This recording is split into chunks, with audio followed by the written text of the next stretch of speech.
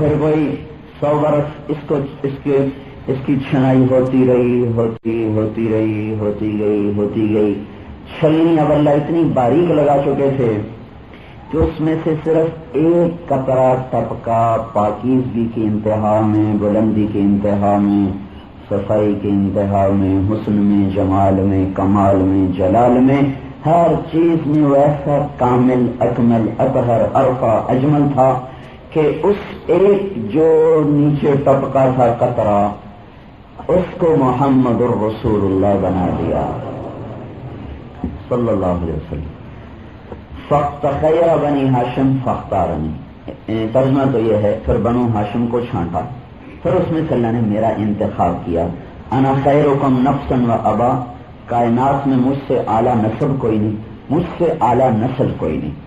اللہ نے یوں اپنے محبوب کو ساری کائنات میں سے چھانٹ کر کامل، ایسا کامل بنایا کہ اللہ حضرت حسان ابن ثابت کا بھلا کریں. جو تخیل انہوں نے پیش کیا ہے، میں یوں کہا کرتا ہوں کہ اگر ساری دنیا کا نعتیہ کلام ایک پلڑے میں رکھا جائے اور حسان ابن ثابت کے 2 شعر ایک پلڑے میں رکھے جائیں تو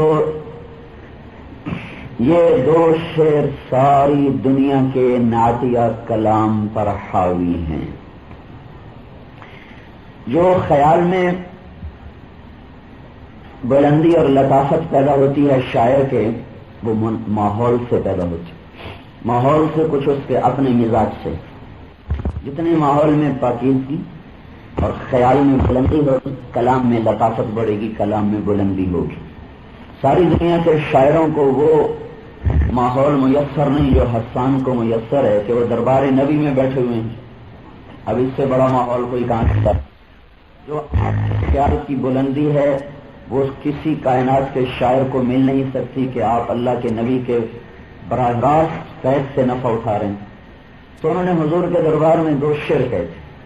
وَأَحْسَنَ مِنْكَ لَمْ تَرَ قَطُّ عَيْنٌ وَأَجْمَلَ مِنْكَ لَمْ تَلِدِ النِّسَاءُ خُلِقْتَ مُبَرَّأً مِنْ كُلِّ عَيْبٍ كَأَنَّكَ قَدْ خُلِقْتَ كَمَا تَشَاءُ. حسن اور جمال، ہمارے اردو میں اس کا کوئی فرق نہیں ہے، عربی میں فرق ہے. حسن کہتے ہیں ظاہری خوبصورتی کو، جمال کہتے ہیں خاندانی نسب کو، اعلیٰ نسب، اعلیٰ حسب، اعلی اخلاق، اس کو جمال سے تعبیر کیا جاتا ہے. پھر یہ آپس میں استعمال ہوتے رہتے ہیں، لیکن لفظ اپنی اصل میں جمال وضع کیا گیا ہے خاندانی شرافت کو بتانے کے لیے، اخلاق کو بتانے کے لیے. لفظ حسن وضع کیا گیا ہے ظاہری حسن خوبصورتی کو بتانے کے لیے. تو یہ کہہ رہے ہیں تیرے جیسا حسین میری آنکھ نے نہیں دیکھا اور تیرے جیسے جمال والا کسی عورت نے نہیں جانا. خلقت مبرأ من کل عیب، ہر عیب سے آپ پاک پیدا ہوئے. جو آخری جملہ ہے یہ ہے اس میں سب سے بلند و بالا. عالم تخیل کچھ اس طرح بنتا ہے کہ ایک طرف اللہ ہے اور ایک طرف اللہ کے محبوب کی روح کھڑی ہوئی ہے اور آپس میں گفتگو ہو رہی ہے اور اللہ تعالیٰ ان سے پوچھ رہے ہیں اے میرے حبیب تمہیں کیسا بناؤں، تو بول تمہیں کیسا بناؤں. اور اللہ کا نبی کہہ رہا ہے میرا ماتھا ایسا بنا، میری آنکھیں ایسی بنا، میرا ناک ایسا بنا، میرا جسم ایسا بنا، میرا حلیہ ایسا بنا. کأنک قد خلقت کما تشاء، آپ اس طرح پیدا ہوئے جیسے آپ نے خود اپنے آپ کو چاہا. یہ مبالغہ ہے، جیسے اللہ نے چاہا ویسے اپنے حبیب کو بنایا. لیکن بلندی اور خیال اس قدر ہے کہ حسان نے اللہ کے نبی اور اللہ کو سامنے کھڑا کر دیا اور اللہ کا نبی اللہ سے کہہ رہا ہے ایسا بنا، ایسا بنا، ایسا بنا، ایسا بنا. یہ بلندی اللہ تعالیٰ نے اپنے نبی کو عطا فرمائی اور آپ نے کسی کو تعریف اپنے منہ سے سجتی نہیں. جو اپنے منہ سے اپنی تعریف کرے کوئی بڑا ہی بے وقوف انسان ہوتا ہے سوائے اللہ کے اور اس کے رسول کی. یہ 2 ہستیاں ہیں جنہیں اپنی تعریف خود سجتی ہے. اللہ اپنی تعریف خود کرتا ہے. اللہ لا الہ الا هو الحی القیوم لا تأخذه سنة ولا نوم له ما في السماوات وما في الأرض من ذا الذي يشفع عنده إلا بإذنه يعلم ما بين أيديهم وما خلفهم ولا يحيطون بشيء من علمه إلا بما شاء وسع كرسيه السماوات والأرض ولا يؤوده حفظهما وهو العلي العظيم. هو الله الذي لا إله إلا هو عالم الغيب والشهادة هو الرحمن الرحيم. هو الله الذي لا إله إلا هو الملك القدوس السلام المؤمن المهيمن العزيز الجبار المتكبر سبحان الله عما يشركون. هو الله الخالق الباري المصور له الأسماء الحسنى يسبح له ما في السماوات والأرض وهو العزيز الحكيم. یہ اللہ اپنی تعریف خود کر رہا ہے اور اس کے ساتھ جوڑ دیا جائے الغفار القہار الوهاب الرزاق الفتاح العلیم القابض الباسط الخافض الرافع المعز المذل السميع البصير الحكم العدل اللطيف الخبير الحليم العظيم الغفور الشكور العلي الكبير الحسيب الجليل الكريم الحفيظ المقيت الحسيب الجليل المجيد الباعث الشهيد الحق الوكيل القوي المتين الولي الحميد المحصي المرد المعيد المحيي المميت الحي القيوم الواجد الماجد الواحد الأحد الصمد القادر المقتدر المقدم المؤخر الأول الآخر الظاهر الباطن الوالي المتعال البر التواب المنتقم العفو الرؤوف مالك الملك ذو الجلال والإكرام المقسط الجامع الغني المغني المانع الضار النافع النور الهادي البديع الباقي الوارث الرشيد الصبور جل جلاله ولله الأسماء الحسنى فادعوه بها. تو ایک اللہ ہی ہے جس سے اپنی تعریف سچتی ہے. اور میں ملک ہوں. جب ساری زمین آسمان کو توڑ دے گا کائنات کو مٹا دے گا پھر زمین آسمان کو ایک جھٹکا دے گا پھر کہے گا انا الملک میں ہوں بادشاہ. پھر دوسرا جھٹکا دے گا پھر کہے گا انا القدوس السلام المومن میں ہوں قدوس سلام مومن. پھر تیسرا جھٹکا دے گا پھر کہے گا انا المہیمن العزیز الجبار المتکبر میں ہوں مہیمن عزیز جبار متکبر. پھر کہے گا این الملوک بادشاہ کہاں چلے گئے؟ این الجبارون وہ ظالم کہاں چلے گئے؟ این المتکبرون وہ تکبر کرنے والے کہاں چلے گئے؟ لمن الملک اليوم آج کس کی بادشاہی؟ کوئی ہو تو جواب دے. اللہ خود کہے گا للہ الواحد القہار اکیلے اللہ کی بادشاہی ہے. انا الذی بدأت بالدنیا ولم تکن شیئا وانا الذی اعیدها میں نے دنیا بنائی جبکہ کچھ نہ تھا. هل أتى على الإنسان حين من الدهر لم يكن شيئا مذكورا. پھر میں نے تمہیں بنایا إنا خلقنا الإنسان من نطفة أمشاج. پھر میں نے تمہیں مٹایا منها خلقناكم وفيها نعيدكم. میں پھر تمہیں دوبارہ زندہ کروں گا ومنها نخرجكم تارة أخرى وعدا علينا. یہ میرا وعدہ ہے میری اپنی ذات کے ساتھ. انا كنا فاعلین میں تمہیں کر کے دکھا دوں گا. وَلَقَدْ جِئْتُمُونَا فُرَادًا تم تنہا میرے دربار میں آؤ گے. اور ترکتم ما خولناکم وراء ظہورکم اور تمہاری جرنیلیاں تمہاری کرنیلیاں تمہاری تجارتیں تمہاری بادشاہتیں تمہاری صدارتیں تمہاری سیاستیں تمہاری زراعتیں تمہاری عزت تمہارا تخت تمہارا سب کچھ پیچھے رہ جائے گا اور تم اکیلے آؤ گے جیسے کأنہ بزج جیسے بکری کا بچہ اپنی ٹانگوں پہ کھڑا نہیں ہو سکتا تھر تھر کانپتا ہے. تو میرے دربار میں بڑے بڑے ایسے کھڑے ہوں گے کہ ان کی ٹانگیں اس طرح کانپ رہی ہوں گی کہ اب گرے اور اب گرے. آج اللہ کا عذاب شدید ہے. وَتَرَى النَّاسَ سُكَارَى وَمَا هُمْ بِسُكَارَى وَلَكِنَّ عَذَابَ اللَّهِ الشَّدِيدُ. آج تو دیکھے گا کہ ان پر دیوان کی تاری ہوگی. دیوانی نہیں ہے عذاب کی شدت ہے. عَانَتِ الْوُجُوهُ آج چہرے جھک جائیں گے. خشعت الاصوات آج آوازوں پہ تالے لگ جائیں گے. لا تسمع الا همسا قدموں کی چاپ کے سوا کچھ سنائی نہیں دے گا. یہ ہمارا اللہ ہے اپنی خود پوری طاقت اور قدرت کے ساتھ. یا پھر اللہ کا رسول ہے جس کو تعریف روا ہے.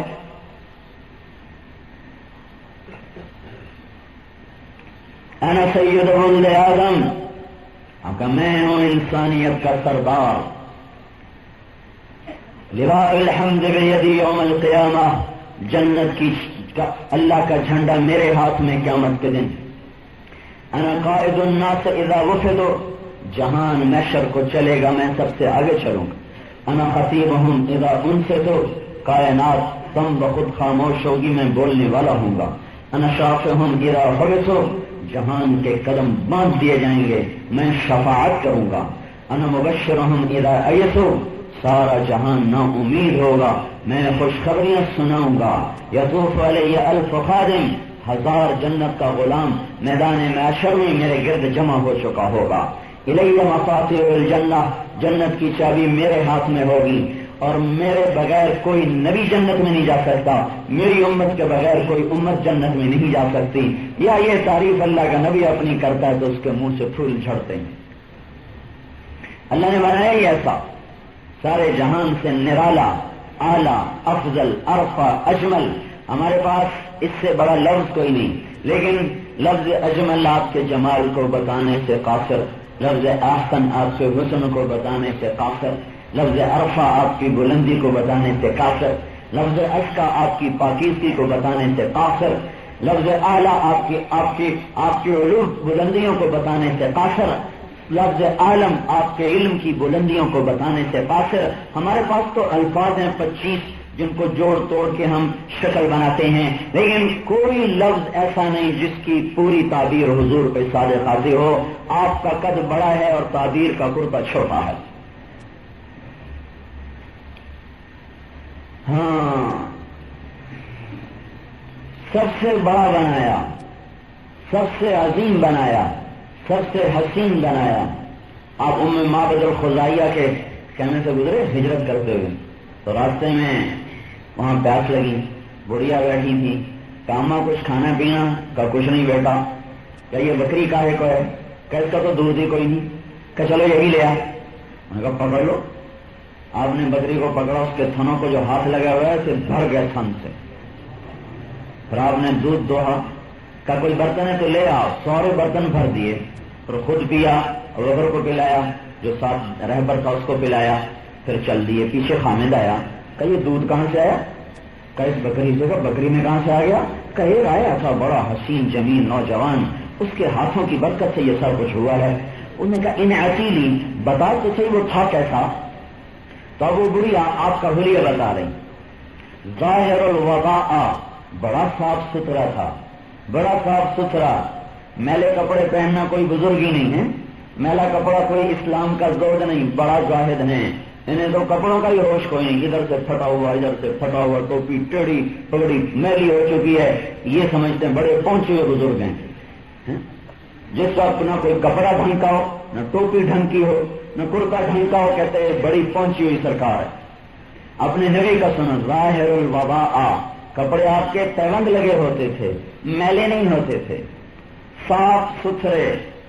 ظاہر الوضاء صاف. یہ وضاء وضو سے ہے.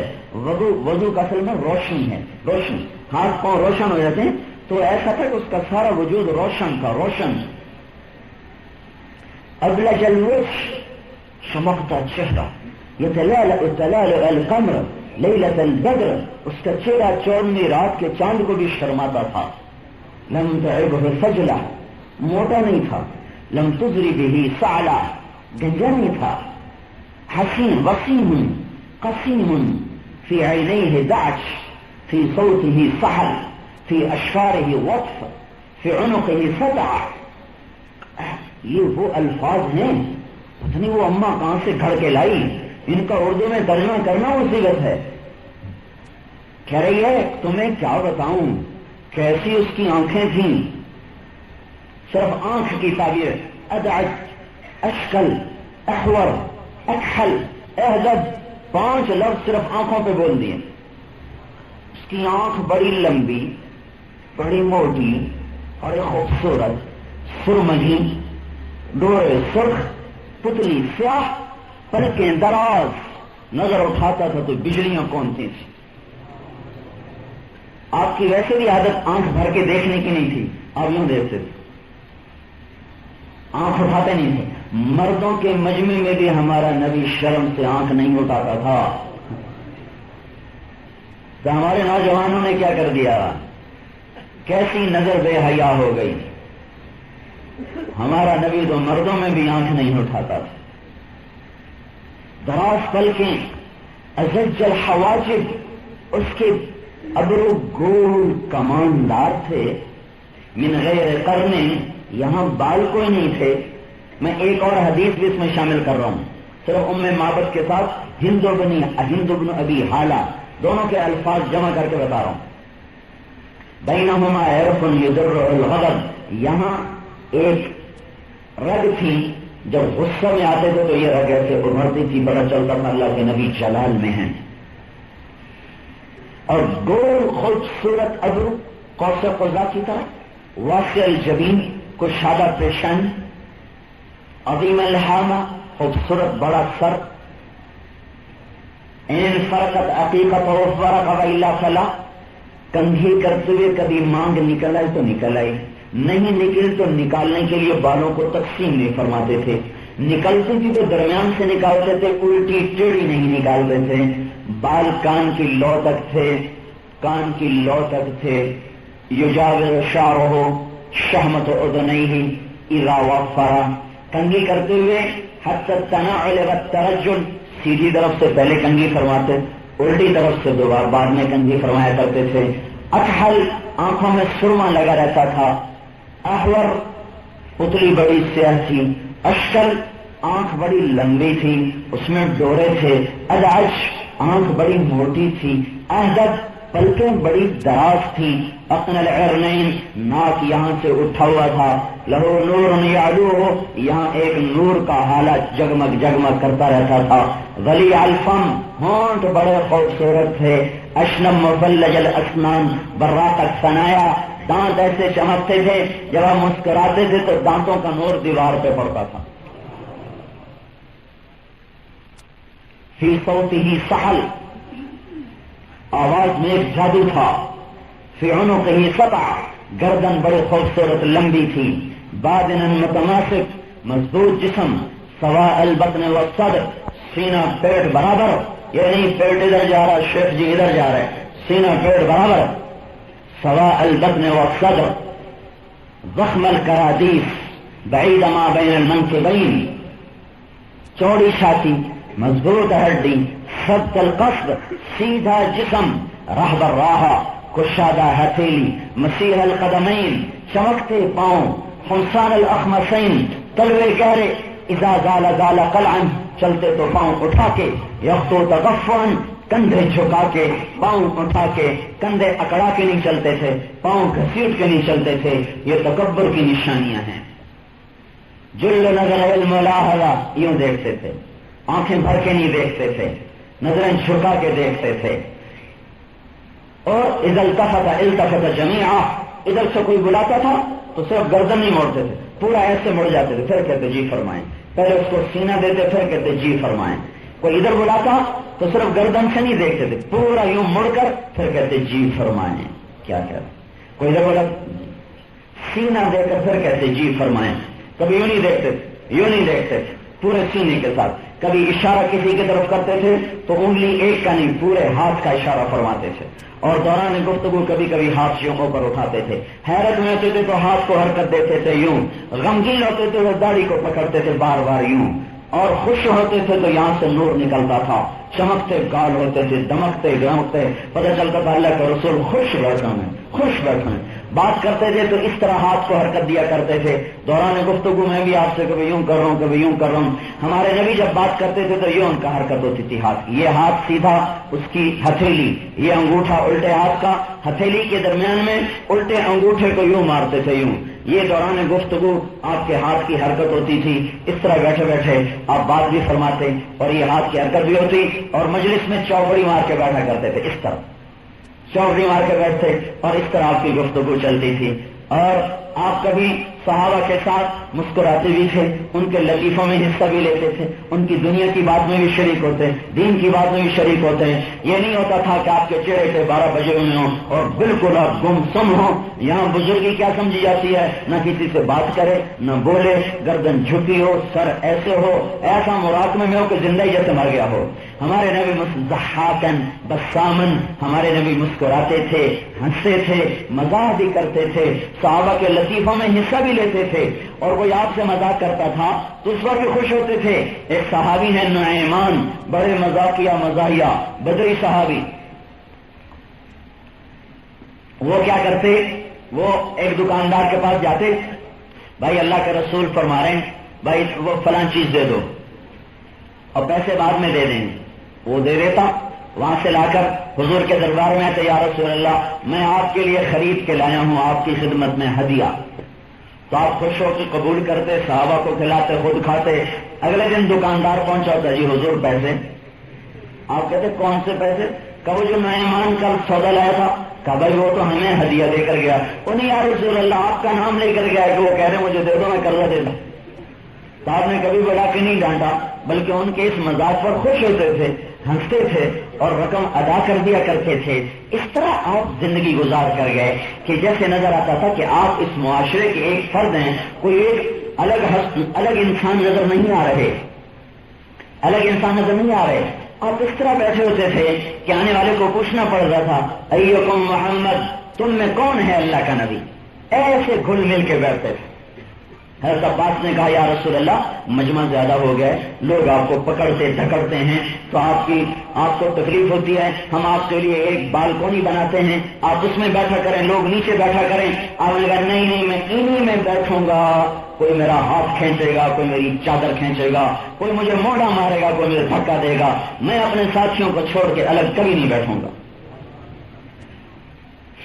ہم تو سیرت پڑھتے نہیں، خالی 2-4 شعر پڑھے چل گئے سیرت بیان ہو گئے. جس کی اللہ سیرت بیان کرے، جس کی اللہ نعت بیان کرے، کون اس کی نعت خوانی کر سکتا؟ اور یہ ہاتھ جوڑ کے آج کل کے نعت خوانوں سے معافی مانگتا ہوں، یہ تو گانے کے طرز پہ نعتیں پڑھتے ہیں اور نیچے بیٹھے سبحان اللہ کہہ رہے ہوتے. یہ رونے کا وقت ہے، یہ سبحان اللہ کہنے کا وقت ہے کہ تعریف اللہ کے نبی کی اور دھن ایک فاحشہ عورت کے گانے کی. ہے کوئی اس سے بڑی جہالت اس جہان میں؟ ہے کوئی بڑا ظلم اللہ کے نبی پر اس سے بڑھ کر کہ تعریف ہو رہی اللہ کے نبی کی اور دھن چل رہی ہے کسی رنڈی کے گانے کی، کسی مراسی کی دھن پر نعت پڑی جا رہی. کیا ستم ہے میرے بھائیوں! جہالت کی بھی کوئی حد ہوتی ہے، پستی کا کوئی حد سے گزرنا دیکھے. پر ہم تو بالکل ہی چاروں کھانے خالی ہو گئے. تو میرے بھائی اور دوست دیکھو، میں آپ کو قرآن کی نعت سناتا ہوں. کبھی قرآن کی نعت سنی؟ ارے بولو. ما كان محمد أبا أحد من رجالكم ولكن رسول الله وخاتم النبيين وكان الله بكل شيء عليما. يا أيها النبي إنا أرسلناك شاهدا ومبشرا ونذيرا وداعيا إلى الله بإذنه وسراجا منيرا. محمد رسول الله والذين معه أشداء على الكفار رحماء بينهم تراهم ركعا سجدا يبتغون فضلا من الله ورضوانا. تبارك الذي نزل الفرقان على عبده ليكون للعالمين نذيرا. وكذلك أوحينا إليك قرآنا عربيا لتنذر أم القرى ومن حولها وتنذر يوم الجمع لا ريب فيه فريق في الجنة وفريق في السعير. ياسين والقرآن الحكيم إنك لمن المرسلين. طه ما أنزلنا عليك القرآن لتشقى إلا تذكرة لمن يخشى. اور نون والقلم وما يسطرون ما أنت بنعمة ربك بمجنون وإنك لأجرا غير ممنون وإنك لعلى خلق عظيم. اور فلا أقسم بما تبصرون وما لا تبصرون إنه لقول رسول كريم وما هو بقول شاعر قليلا ما تؤمنون ولا بقول كاهن قليلا ما تذكرون. والنجم إذا هوى ما ضل صاحبكم وما غضى وما ينطق عن الهوى إن هو إلا وحي يوحى علمه شديد القوى ذو مرة فاستوى وهو بالأفق الأعلى ثم دنا فتدلى فكان قاب قوسين أو أدنى. والضحى والليل إذا سجى ما ودعك ربك وما قلى وللآخرة خير لك من الأولى ولسوف يعطيك ربك فترضى. ألم نشرح لك صدرك ووضعنا عنك وزرك الذي أنقض ظهرك ورفعنا لك ذكرك إنا أعطيناك الكوثر فصل لربك وانحر إن شانئك هو الأبتر. یہ تھوڑا سا نمونہ ہے قرآن کی نعت خوانی کا. اللہ خود جس کی تعریف کرے ہم کیوں نہ کریں، پر اس کے لیے علم بھی تو چاہیے، سلیقہ بھی تو چاہیے، ادب بھی تو چاہیے، طریقہ بھی تو چاہیے. یہ کیا ظلم و ستم ہے کہ موسیقی کی دھنوں پر حضور کی تعریف ہو، زمین پھٹ جائے، آسمان ٹوٹ پڑے، ایسی توہین ہو رہی ہے. ایسا بلند و بالا نبی، ایسا عالی مقام نبی کہ کوئی اس کے مقام کو نہ دیکھ سکتا ہے، نہ پا سکتا ہے، نہ پہنچ سکتا ہے، نہ خیال کی رسائی ہو سکتی ہے. جسے اللہ حبیب بنا دے، جسے اللہ حبیب بنا دے. پیچھے رہ کیا گیا؟ لفظ حبیب کا ترجمہ کوئی کر نہیں سکتا. حبیب اللہ، حبیب اللہ. کیا معراج میں آپ نے عرض کیا اللہ ابراہیم خلیل بنے، موسیٰ علیہ السلام کلیم بنے، داؤد علیہ السلام کے لیے لوہا نرم ہوا، سلیمان علیہ السلام کے لیے ہوا تابع ہوئی، اور داؤد اور عیسیٰ علیہ السلام کے لیے مردے زندہ ہوئے. یا اللہ میرے لیے کیا ہے؟ یا اللہ میرے لیے کیا ہے؟ تو اللہ تعالیٰ نے فرمایا تیرے لیے سب سے اعلیٰ، ارفع، برتر، اکمل چیز ہے. وہ کیا ہے؟ اللہ ذکرت الا ذکرت معی. قیامت تک تیرا میرا نام اکٹھا رہے گا، جدا نہیں ہو سکتا. لا الہ الا اللہ بولو، جدا نہیں ہو سکتا. لا الہ الا اللہ آدم نبی اللہ الگ ہو گیا، لا الہ الا اللہ شیف نبی اللہ الگ ہو گیا، لا الہ الا اللہ ادریس نبی اللہ الگ ہو گیا، لا الہ الا اللہ نوح نبی اللہ الگ ہو گیا، لا الہ الا اللہ ابراہیم علیہ خلیل اللہ الگ، لا الہ الا اللہ ہود، لا الہ الا اللہ صالح علیہ السلام الگ ہو گیا، لا الہ الا اللہ شعیب نبی اللہ جدا ہو گیا، لا الہ الا اللہ موسیٰ کلیم اللہ جدا ہو گیا، لا الہ الا اللہ لوط نبی اللہ جدا ہو گیا، لا الہ الا اللہ اسحاق نبی اللہ جدا ہو گیا، لا الہ الا اللہ یعقوب نبی اللہ جدا ہو گیا، لا الہ الا اللہ یوسف نبی اللہ جدا ہو گیا، لا الہ الا اللہ اور دانیال نبی اللہ جدا ہو گیا، لا الہ الا اللہ یوشع نبی اللہ جدا ہو گیا، لا الہ الا اللہ داؤد نبی اللہ جدا ہو گیا، لا الہ الا اللہ سلیمان نبی اللہ جدا ہو گیا، لا الہ الا اللہ زکریہ نبی اللہ جدا ہو گیا، لا الہ الا اللہ یحییٰ نبی اللہ جدا ہو گیا، لا الہ الا اللہ یونس نبی اللہ جدا ہو گیا، لا الہ الا اللہ عیسیٰ روح اللہ جدا ہو گیا. جب لا الہ الا اللہ محمد رسول اللہ یہ ایسے ہو گیا، یہ نہیں جدا ہو سکتا. افل الشموس الاولین وشمسنا ابدا على افق العلا لا تغرب. ساری دنیا کے سورج ڈوب گئے، سارے نبوت کے سورج ڈوب گئے، ہمارے نبی کا سورج قیامت کے دن بھی نہیں ڈوب سکتا. میرے بھائیو، ہم اس نبی کے پیچھے چلنے والے ہیں جس کو اللہ نے یہ مرتبہ اور مقام بخشا. تبلیغ کی محنت دو باتوں کی محنت ہے. ہر مسلمان اللہ کی عظمت کو دل میں اتارے اور حضرت محمد صلی اللہ علیہ وسلم کی عظمت اور محبت کو دل میں اتار کر محمدی سانچے میں ڈھل جائے.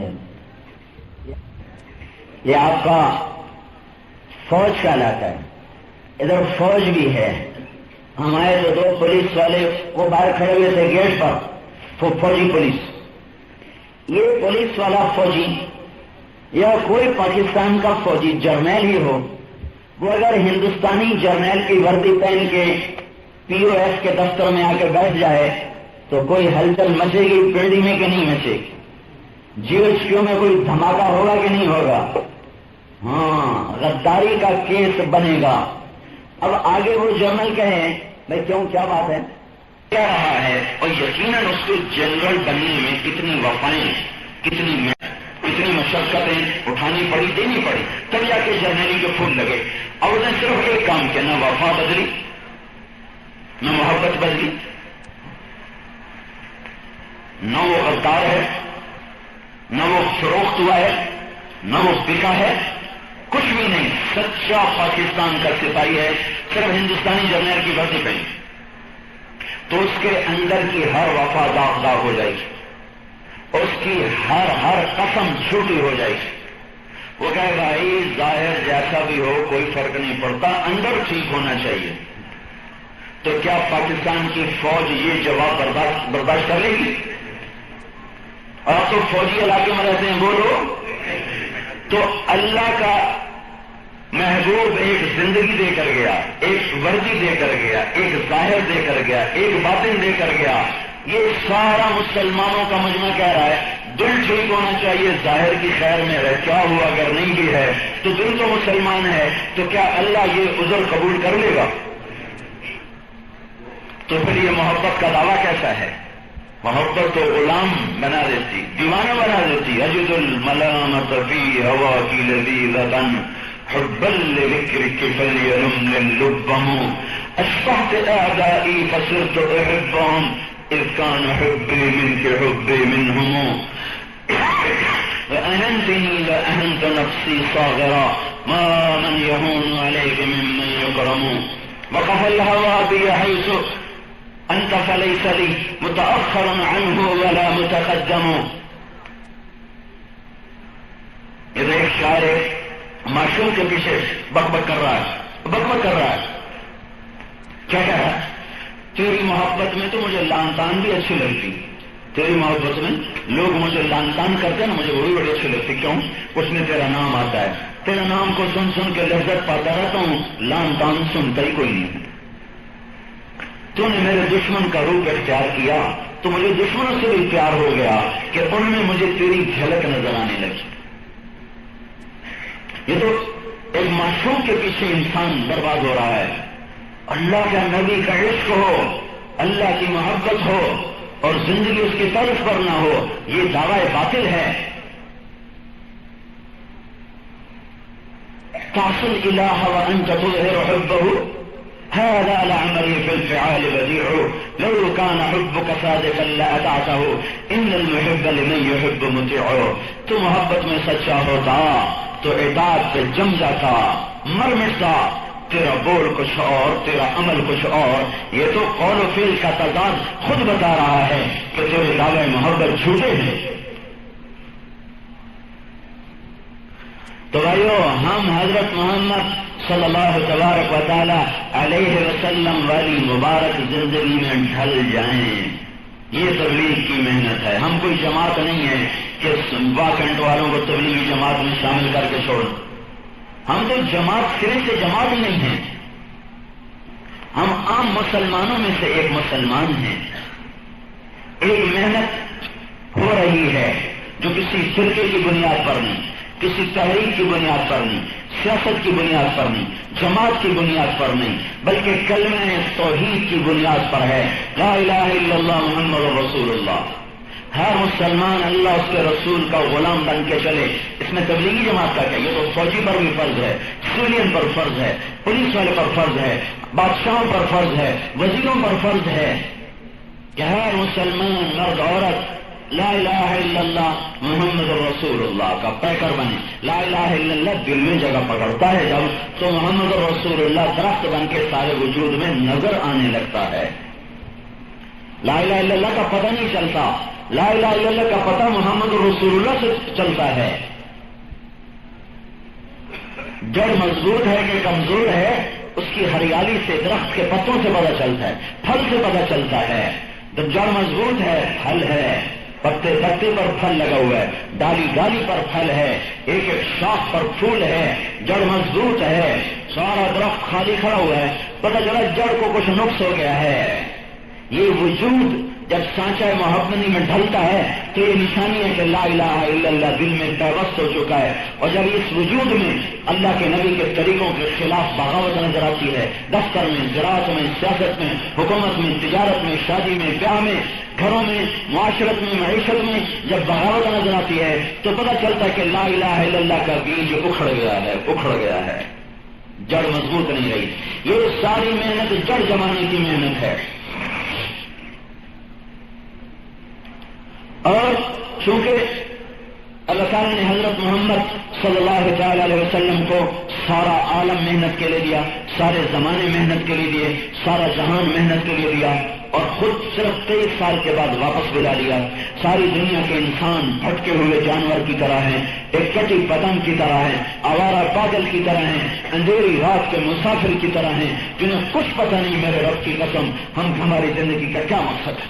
سب اپنے ذہن میں دیکھو، سب کی سوئی پھنسی ہوئی ہے.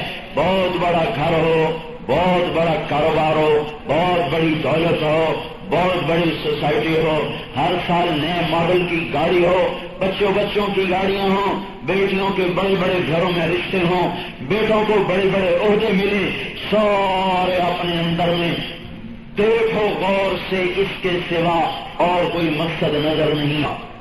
یہ بھی کوئی مقصد ہے؟ کس کے لیے پیدا ہوئے ہیں؟ اس لیے زندگی موت کا سلسلہ چل رہا ہے. اللہ تعالیٰ نے ایک مقصد بنایا ہے، اللہ کو راضی کرو، اس کے محبوب اللہ و رسول ہو احق ان یرضوہ، اللہ کو راضی کرو، اللہ کے رسول کو راضی کرو.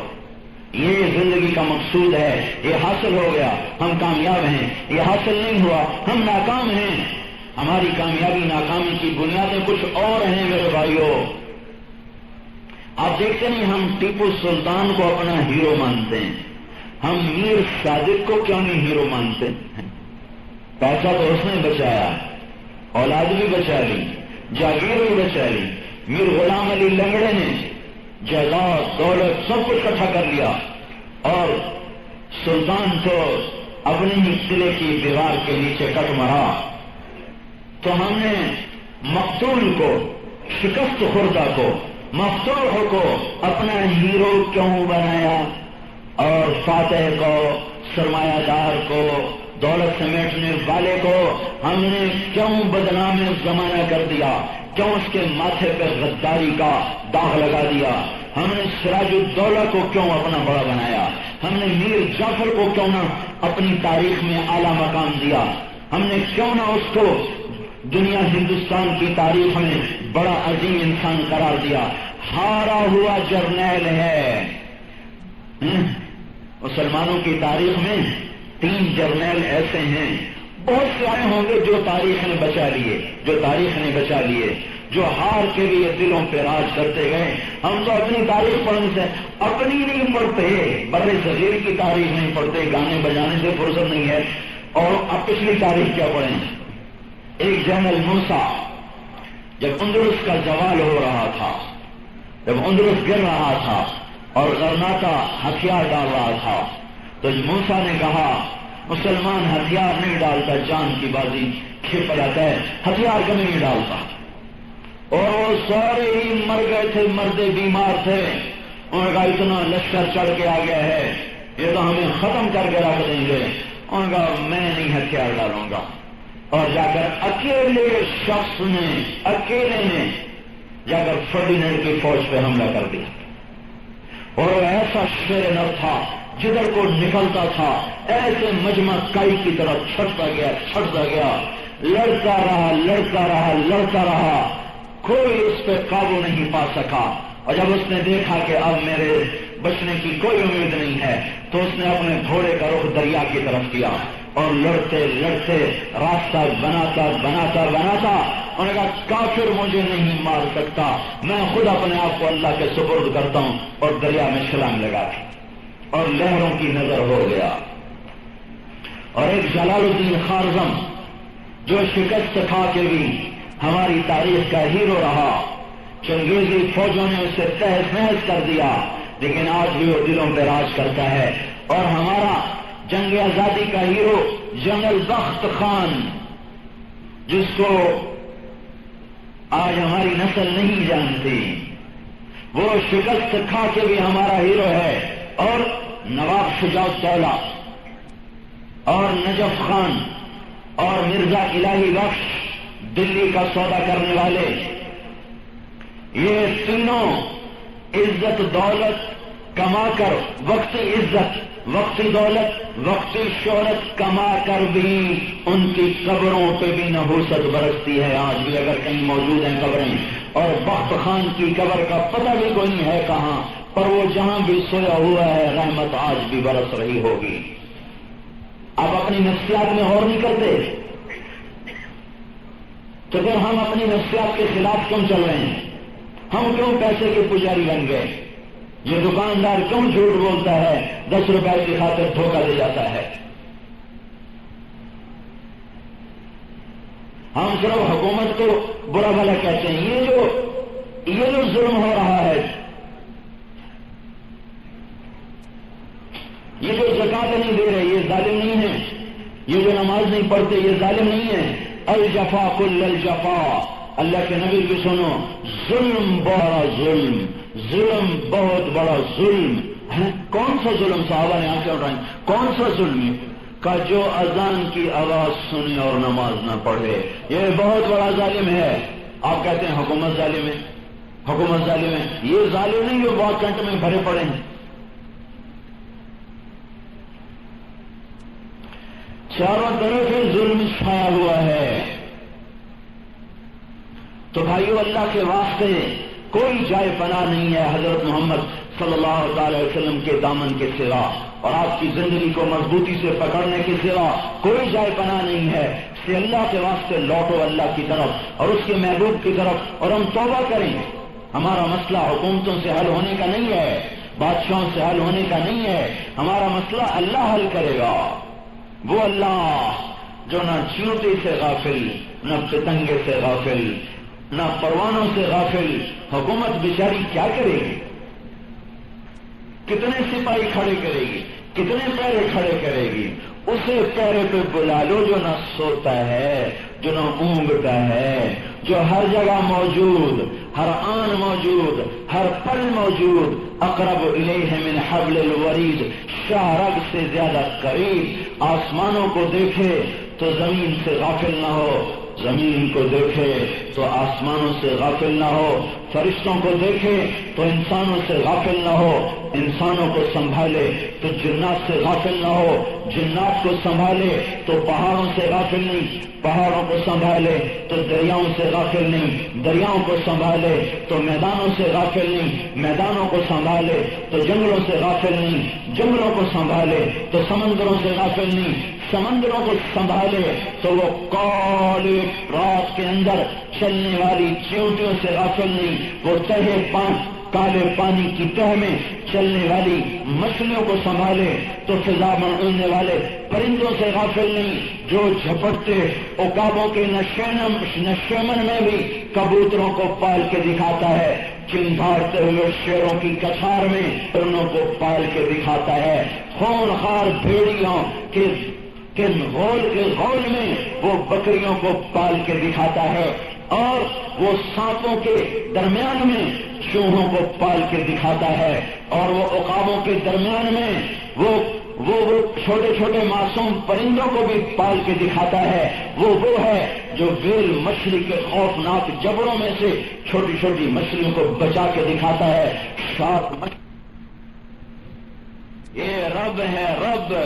دنیا کا بادشاہ نہیں جس کے خزانے ختم ہو جائیں، دنیا کا بادشاہ نہیں جس کی دولت ختم ہو جائے، دنیا کا بادشاہ نہیں ہے جو بخیل ہو جائے، دنیا کا بادشاہ نہیں ہے جو عاجز ہو جائے، دنیا کا بادشاہ نہیں ہے جو تھک جائے. وہ تھکتا نہیں، وہ اللہ سوتا نہیں، وہ اللہ تھکتا نہیں، وہ اللہ گھبراتا نہیں، وہ اللہ اونگتا نہیں، وہ اللہ سوتا نہیں، وہ اللہ غافل نہیں، وہ اللہ جاہل نہیں، وہ اللہ عاجز نہیں، وہ اللہ ظالم نہیں، وہ اللہ اس کی شہنشاہی کی حد نہیں، اس کی طاقت کی حد نہیں، عروج کی حد نہیں، کمال کی حد نہیں، جلال کی حد نہیں، ہیبت کی حد نہیں، جبروت کی حد نہیں، قدرت کی حد نہیں، علم کی حد نہیں، سخاوت کی حد نہیں، رحمت کی حد نہیں. پکڑ بھی بے مثال، عذاب بھی بے مثال، عذاب بھی بے مثال، رحمت بھی بے مثال، جنت بھی بے مثال، دوزخ بھی بے مثال، خود بھی بے مثال، بے مثل، بے مثال، لا زوال، با کمال، لا ضد له، لا ند له، لا مثل له، لا مثال له، لا شبیہ له، لا وزیر له، لا صاحبۃ له، لا ولد له. یہ ہمارا اللہ ہے. یہ اور کبھی اللہ کو بھی سمجھو کہ اللہ کیا ہے. یوں سمجھا اللہ کو کچھ نہیں کرتا، اب جو کچھ کرنا ہے وہ ایٹمی طاقتوں نے کرنا ہے. اللہ اب بھی اسی طاقت کے ساتھ ہے، اسی ہیبت کے ساتھ ہے، اسی جبروت کے ساتھ ہے، اسی شہنشاہی کے ساتھ ہے. یہ تبلیغ میں ہم سیکھ رہے ہیں، اس کی دعوت دے رہے ہیں. کلمے والے بنو، محمدی بنو. تبلیغی جماعت کا کیا سوال ہے؟ تو ہر مسلمان پہ فرض عین ہے. اس لیے میرے بھائیو اللہ کے دامن میں آؤ، کوئی جائے پناہ نہیں اللہ کے سوا، اور اللہ پہ قربان جائیں. اس نے توبہ کا در کھول دیا کہ جب بھی توبہ کرو گے ہمیں منتظر پاؤ گے، جب توبہ کرو گے ہمیں منتظر پاؤ گے. جیسے بچہ آتا ہے نا، لڑکتا لڑکھڑاتا اور ماں آگے بائیں پھیلاتی ہے، کہتی آجا آجا آجا. وہ ایسے یوں قریب آتا ہے تو ماں کی محبت اور جوش مارتی اور جوش مارتی، پھر اس کے قریب آنے کا انتظار اس سے نہیں ہوتا، وہ چند قدم آگے بڑھ کے خود اسے سینے سے لگاتی ہے۔ یہی کچھ اللہ کر رہا ہے، باہیں پھیلائے۔ من تقرب الی تلقیتہ من بعید، پہلے میں نے مثال دیا، میں حدیث پڑھ رہا ہوں، اللہ کہہ رہے ہیں جو میری طرف تو کے لیے آتا ہے میں باہیں پھیلا دیتا ہوں، پھر آخر مجھ سے نہیں رہا جاتا، میں آگے بڑھ کر پھر اس کا استقبال کرتا ہوں، اسے اپنی رحمت کی آغوش میں لے لیتا ہوں، اسے اپنی محبت کی چادر میں لپیٹ لیتا ہوں، اسے اپنی محبت کی گود میں بٹھا لیتا ہوں۔ میرا بندہ آ گیا، گناہوں سے بھرا ہوا چاہے آیا، پر ایک آنسو اللہ کو دے دو، وہ 70 برس کے گناہ ایسے دھو دیتا ایک آنسو سے کہ یہ کرتا 2 بالٹی پانی سے بھی دھلے تو مشکل سے صاف ہو۔ آپ ایک آنسو اللہ کو دے دیں، بے شک نہ ٹپکے، بے شک نہ ٹپکے، آنکھوں کے کٹورے کو صرف تر کر دے، ہلکا سا تر کر دے، یہی آنسو ایسی برسات اللہ بنائے گا کہ 70 سال نہیں 700 سال کے گناہ بھی ہوں گے تو دھو کے ایسے صاف ستھرا کر کے بٹا دے گا جیسے آج مانے جنا ہو۔ کبھی اللہ سے یاری لگانے کی نیت تو کی ہوتی، اللہ کو اپنا بنانے کی نیت تو کی ہوتی، آ جاؤ پھر توبہ کرو، پھر معاف کر دوں گا۔ کب تک ما لم یغرغر، جب تک تیرے گلے کا گھنگرو نہ بولے، تیرے سانس کی آواز نہ آئے اور پتہ چل گیا کہ اب موت ہے، اس وقت تو تیری توبہ قبول نہیں۔ اس سے پہلے جب بھی توبہ کرے گا قبول کروں گا۔ جب توڑ دے گا ڈرنا نہیں، گھبرانا نہیں کہ اب کیا کروں، پھر آ جانا، پھر کرنا، میں پھر معاف کر دوں گا، پھر آ جانا، میں پھر معاف کر دوں گا۔ میں دنیا کا بادشاہ نہیں ہوں۔ ماں باپ بھی دھکے دے کے نکال دیتے ہیں، 4تھی 5ویں دفعہ وہ بدتمیزی کرے اور اللہ تعالیٰ چلتا رہا کریں ان استقالانی عقل تولا۔ یہ آپ راڈ دیکھ رہے ہیں، یہاں سے ٹوٹا، یہاں سے پھر ہم نے اس کو ویلڈ کیا، پھر اس کو پینٹ کیا تو بھی یہاں ہلکا نشان باقی رہتا ہے، یہ ٹوٹا، یہ ٹوٹا، یہ ٹوٹا، یہ ٹوٹا، یہ ٹوٹا۔ عقل تولا۔ اللہ کیا کہہ رہے ہیں، تو بھی توبہ کا برتن توڑ کے آ جا، لاکھوں دفعہ توڑ دے، چکنا چور کر دے، کرچی کر دے، جس سے دنیا کی کوئی طاقت اب نہیں جوڑ سکتی، جوڑ دے تو نشان نہیں مٹا سکتی۔ میرے پاس آ جانا، 1,00,000 دفعہ توڑ کے آیا ہے، میں کیا کروں گا، اپنی رحمت اور ستاری کا ایسا پینٹ کروں گا کہ میرے فرشتوں کو بھی پتا چلے گا پہلی دفعہ توبہ ہے، ٹوٹی ہوئی کوئی نہیں، پہلی توبہ ہے، ٹوٹی ہوئی کوئی نہیں، پہلی توبہ ہے۔ ایسا کریم کہیں سے کوئی آئے گا؟ فرعون زمین میں، قارون زمین میں، جس کی بدماشی کو قرآن نے 2 رکوع میں بتایا، وہ کہتا موسیٰ معاف کرو، وہ کہتے اور پکڑو، وہ کہتا معاف کرو، وہ کہتے اور پکڑو، سارا زمین میں دھنس گیا۔ جب سارا ہی دھنس گیا تو اللہ تعالیٰ نے فرمایا موسیٰ بڑا مضبوط ہے تیرا دل نہ پسیجا، میری عزت کی قسم 1 دفعہ قارون مجھ سے معافی مانگتا میں معاف کر دیتا۔ ایسا کریم اللہ، ایسا مہربان اللہ، ایسا شفیق اللہ، ایسا قدردان اللہ، ایسا محبت کرنے والا اللہ۔ تو بھائیو ہم ساری دنیا کے مسلمانوں سے کہہ رہے ہیں توبہ کرو، اللہ کے واسطے، اللہ ناراض ہوا ہے، توبہ کرو۔ پہاڑوں پہ برف پگھلتی نہیں، بارش ہوتی نہیں، ندیاں خشک ہو گئی، نالے خشک ہو گئے، زمینوں کا پانی نیچے چلا گیا، فصلوں کو سونڈیاں کھا گئی، بازاروں کو بدیانتی کھا گئی، تجارت کو سود کھا گیا۔ اب یہ ساری نشانی نہیں ہے کہ اللہ ناراض ہو چکا۔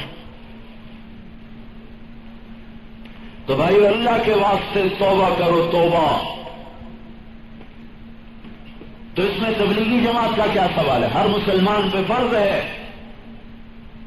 اور اس اللہ پہ قربان جاؤ کہ زمین اجازت مانگتی، اللہ اجازت دے میں پھٹ جاؤں، نکل جاؤں واکنٹ والوں کو، اسلام آباد والوں کو، کراچی پشاور والوں کو، سمندر کہتا ہے اللہ اجازت دے چڑھ جاؤں، غرق کر دوں تیرے، فرشتے کہتے ہیں یا اللہ اجازت دے اتر جائیں، اڑا دیں تیرے نافرمانوں کو۔ اب اس کو حدیث میں سنو، ما من یوم الا والبحر یستأذن ربه فی ان یغرق ابن آدم، سمندر پوچھ رہا، والارض تستأذن فی ان تبتلعه، زمین پوچھ رہی، والملائکۃ تستأذن فی ان تعاجلہ وتہلکہ، فرشتے پوچھ رہے ہیں۔ اب اللہ کا جواب سنو، اللہ کیا کہہ رہے ہیں؟ دعوا عبد دعوا عبد انا اعلم بعبدی منکم اذ انشأته بیدی۔ اس کا ترجمہ یوں ہے، اللہ تعالیٰ کہہ رہے ہیں چلو چلو اپنا کام کرو، چلو چلو اپنا کام کرو، بڑے آئے میرے بندے کو مارنے والے، میں تم سے زیادہ اپنے بندے کو جانتا ہوں، چلو چلو چلو چلو۔ دعو عبدی کا ترجمہ میرے ذہن میں یہ آتا ہے۔ اور آگے کیا کہتا ہے؟ ان کان عبدکم فشانکم بہ، تم نے بنایا ہے تو مٹا دو، ان کان عبدی، اور اگر میرا بندہ ہے شک منی و الی عبدی، میں جانوں میرا بندہ جانے، کبھی تو ظالم توبہ کرے گا، ان اتانی نہارا قبلتو ان اتانی لیلا قبلتو، جس رات توبہ کرے گا میرا در کھلا پائے گا، جس دن توبہ کرے گا میرا در کھلا پائے گا، مجھے استقبال میں پائے گا۔ میرے بھائیوں، تبلیغ کا کوئی مطالبہ نہیں ہے کہ تبلیغی جماعت میں شامل ہو جاؤ، ہم کوئی جماعت ہیں یا ہم نے کوئی سیاست میں آنا ہے؟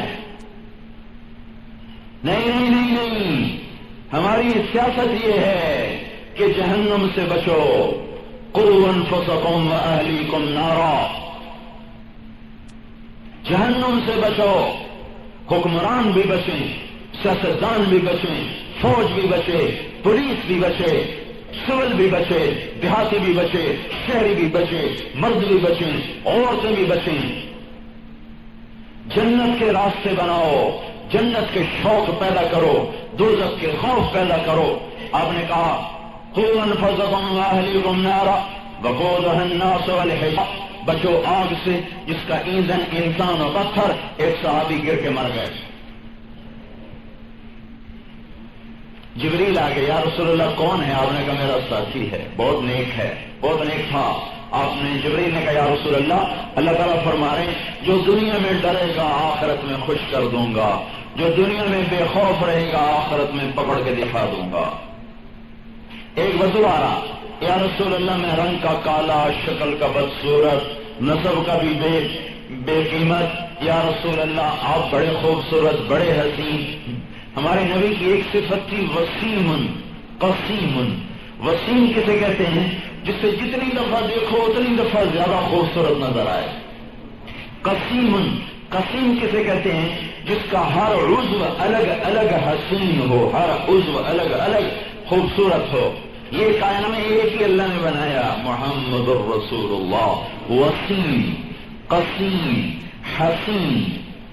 یوسف علیہ السلام حسین تھے، ہمارے نبی حسین کے ساتھ وسیم تھے، قسیم تھے۔ جب دیکھو حسن بڑھ جاتا تھا، جب دیکھو حسن دوبارہ ہو جاتا تھا۔ یا رسول اللہ میں ایمان لے آؤں تو جنت میں جاؤں گا؟ کہا جاؤ گے، بالکل جاؤ گے۔ اور سنو تمہیں بتاؤں، جو مسلمان دنیا میں بدصورت ہے، کالا ہے، اللہ جنت میں ایسا حسن بخشے گا کہ 1000 سال دور سے اس کو حسن نظر آئے گا، 1000 میل نہیں، 1000 سال۔ اچھا یا رسول اللہ جنت کیسی ہوتی ہے؟ آپ نے کچھ بتایا، اور بتائیے، پھر بتایا، یا رسول اللہ اور بتائیے، پھر آپ نے اور بتایا، یا رسول اللہ اور بتائیے، پھر آپ نے اور آیا۔ حضرت عمر بول پڑے، بھائی چپ کر، کتنا پوچھے گا، کیوں حضور کو پریشان کر رہا ہے؟ تو آپ نے ارشاد فرمایا تم سے پوچھ رہا ہے کہ مجھ سے پوچھ رہا ہے؟ پوچھنے دو جتنا پوچھتا ہے۔ میں آیا کس لیے ہوں؟ یہ تو زبان حال کی بات ہے، یہ حدیث کا لفظ نہیں۔ میں آیا کس لیے ہوں؟ اس لیے تو آیا ہوں۔ تو اللہ کو یہ سوال بڑا پسند آیا۔ اللہ نے کہا مجھے بھی شریک محفل بناؤ، میں بھی جواب دیتا ہوں اپنے بندے کو۔ جاؤ جبریل ذرا میری طرف سے بھی پیغام دے کے آؤ کہ یہ ہے جنت، وجزاهم بما صبروا جنة وحريرا متكئين فيها على الأرائك لا يرون فيها شمسا ولا زمهريرا ودانية عليهم ظلالها وظللت قطوفها تذليلا ويطاف عليهم بآنية من فضة وأكواب كانت قوارير من فضة قدروها تقديرا ويسقون فيها كأسا كان مزاجها زنجبيلا عينا فيها تسمى سلسبيلا ويطوف عليهم ولدان مخلدون إذا رأيتهم حسبتهم لؤلؤا منثورا وإذا رأيت ثم رأيت نعيما وملكا كبيرا عاليهم ثياب سندس خضر واستبرق وحلوا أساور من فضة وسقاهم ربهم شرابا طهورا إن هذا كان لكم جزاء وكان سعيكم مشكورا. اللہ بھی شریک محفل بن گیا. وہ بدو سن کر رویا رویا رویا پھر بولا یا رسول اللہ کیا یہ سب کچھ جو آپ بھی دیکھیں گے؟ آپ نے کہا بالکل. انہوں نے کہا ہائے، اور وہیں جان نکل گئی اور مر گیا.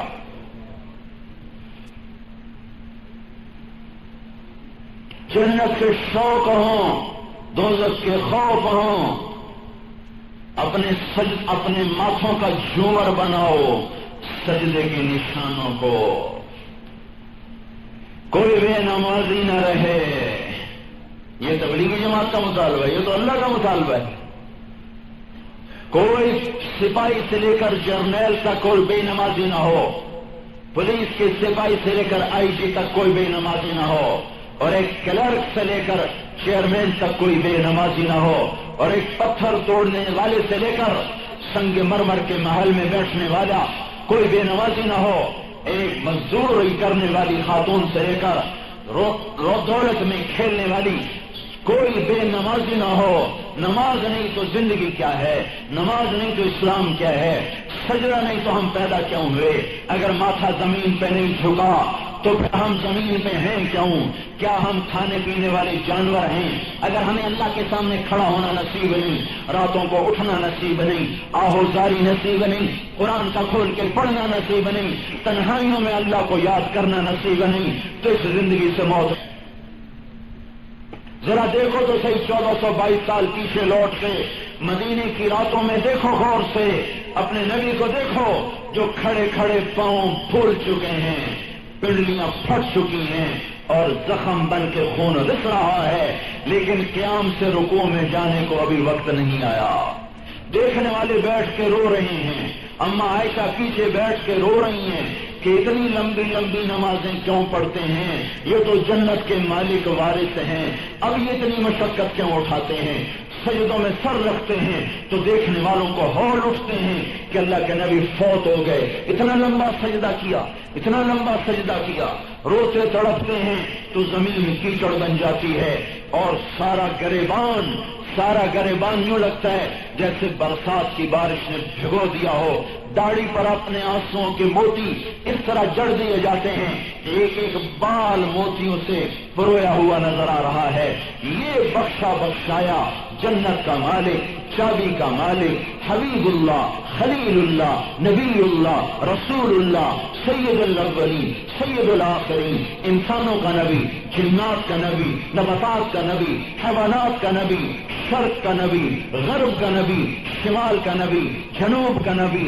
محمد اس کا نام، احمد اس کا نام، ماہی اس کا نام، وہ حاشر، وہ عاقب، وہ فاتح، وہ خاتم، وہ ابو القاسم، وہ طٰہٰ، وہ یاسین، وہ عربی، وہ قرشی، وہ مدری، وہ حجازی، وہ مکی، وہ مدنی، وہ معراج کا سفر کرنے والا، قاب قوسین کے مقام پہ کھڑا ہونے والا.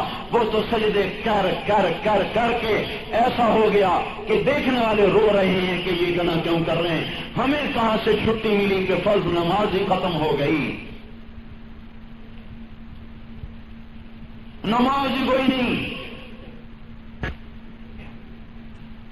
جن کو جنت کی بشارتیں مل گئیں، یہ دیکھو علی بن ابی طالب ہیں جن کو اللہ کے نبی نے کہا علی جنت میں تیرا گھر میرے گھر کے سامنے ہوگا، تیرا گھر میرے گھر کے سامنے ہوگا. سنو رات کو اٹھے بیٹھے ہیں، لوگ سوئے ہوئے ہیں، رات بھی تھک گئی ہے، تارے بھی سو چکے ہیں، اندھیرے لوگ سوئے ہوئے ہیں. نہ سیکھو، سہنا سیکھو، بدلہ لینا نہ سیکھو۔ اللہ تعالیٰ کا نبی کہتا ہے میری ضمانت لے لو، اس سے بڑا ضامن میں کہاں سے لاؤں؟ اللہ کا نبی کہتا ہے میری ضمانت لے لو، تم معاف کرنا سیکھ لو، اللہ تمہیں عزت نہ دے تو مجھے پکڑ لینا۔ گالی دینے والے کو دعا دے دو، پتھر مارنے والے پر پھول برساؤ، منہ چڑھانے والے کے سامنے مسکراؤ، منہ پھیرنے والے کے آگے بڑھ کر اسے سلام کرو، جو تمہارے مرنے پر بھی نہ پہنچے اس کی چھینک پر بھی اس کا حال پوچھو، جو تمہارے دکھ میں نہ پہنچے تم اس کی سکھ میں بھی خبر لو۔ اگر اللہ تمہیں عزت نہ دے تو مجھے پکڑ لینا، مجھے پکڑ لینا۔ اخلاق کی چوٹیوں پر پہنچو میرے بھائیوں۔ اللہ تعالیٰ کے نبی کا ارشاد ہے ترازو میں سب سے وزنی عمل جو بنے گا قیامت کے دن وہ انسان کے اچھے اخلاق ہوں گے، انسان کے اچھے اخلاق ہوں گے۔ سب سے زیادہ ترازو کو وزنی کر دیں گے اچھے اخلاق۔ تو اپنے اخلاق قولوا للناس حسنا، بول کا اخلاق کیا ہے؟ میٹھی بات کرو، ایسی کڑوی کسیلی نہ کرو کہ اگلے کے اندر آگ لگ جائے۔ چال کے اخلاق یمشون علی الارض ہونا، عاجزی سے چلتے ہیں۔ کوئی بدتمیزی کر دے تو اس وقت کے اخلاق وَإِذَا خَاطَبَهُمْ جَاهِلُونَ قَالُوا سَلَامًا، کوئی ان سے بدتمیزی کرے تو وہ سلامتی کی بات کرتے ہیں، بدتمیزی کا جواب بدتمیزی سے نہیں دیتے۔ امام زین العابدین کو شخص نے گالیاں دی، ویسے منہ کر کے بیٹھ گئے، وہ سمجھا شاید ان کو پتہ ہی نہیں میں ان کو گالیاں دے رہا ہوں، تو ان کے سامنے آ کر کہنے لگا ایاک انی، تمہیں گالیاں دے رہا ہوں، تمہیں مطلب تو بھی تو کچھ بول۔ وہ فرمانے لگے وعن کا اوذی، میں بھی حیا تم سے کر کے تمہیں معاف کر رہا ہوں۔ بھائیو ہمارا معاشرہ انتقامی بن چکا ہے، اللہ کے واسطے معاف کرنا سیکھو، معاف کرنا۔ مجھے میرے رب کی قسم، وہ جو میری رگ رگ کا مالک ہے، وہ عرش و فرش کا مالک ہے، اپنے اخلاق بنا لو، اللہ اونچا نہ کرے تو میری ضمانت کیا؟ میں تو گندے نطفے کا انسان، اللہ کا رسول ضامن ہے، اللہ کا رسول کہ میری ضمانت لے لو، اللہ تمہیں عزت دے کے رہے گا۔ خود بھی معاف کرنا سیکھو، اپنے بچوں کو معاف کرنا سکھاؤ۔ ایک صحابی نے کہا یا رسول اللہ میں چاہتا ہوں میرا ایمان کامل ہو جائے۔ آپ نے کہا حسن خلقک یکون ایمانک، اپنے اخلاق اچھے کر لے تیرا ایمان کامل ہو جائے گا۔ تو یہ تبلیغی جماعت کا مطالبہ ہے، اللہ کا مطالبہ ہے؟ یہ باتیں ہم ساری دنیا کو کہہ رہے ہیں، ہم تو کوئی اپنے نظریے نہیں پیش کر رہے ہیں۔ ابھی تک میں نے کوئی اپنا نظریہ پیش کیا؟ ہر بات کو قرآن و حدیث کے ساتھ لے کے میں چل رہا ہوں، صرف وضاحت کے لیے اپنے الفاظ استعمال کر رہا ہوں۔ اس میں میرا دعویٰ نہیں ہے کہ سب ٹھیک ہیں، غلط بھی ہو سکتے ہیں، لیکن جو میں مضمون پیش کر رہا ہوں اس پہ میرا دعویٰ ہے کہ یہ 100% حق ہے، کیونکہ میں اللہ کی کتاب سے لا رہا ہوں، اللہ کے نبی کی حدیث سے لا رہا ہوں، میں تو کوئی شعر و شاعری نہیں کر رہا ہوں۔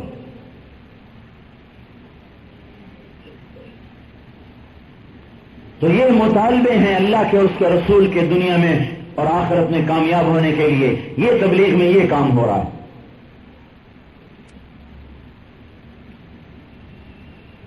اور اس کو اپنے اندر اتارنا۔ دیکھو ہمارے اندر نا قناعت آ گئی۔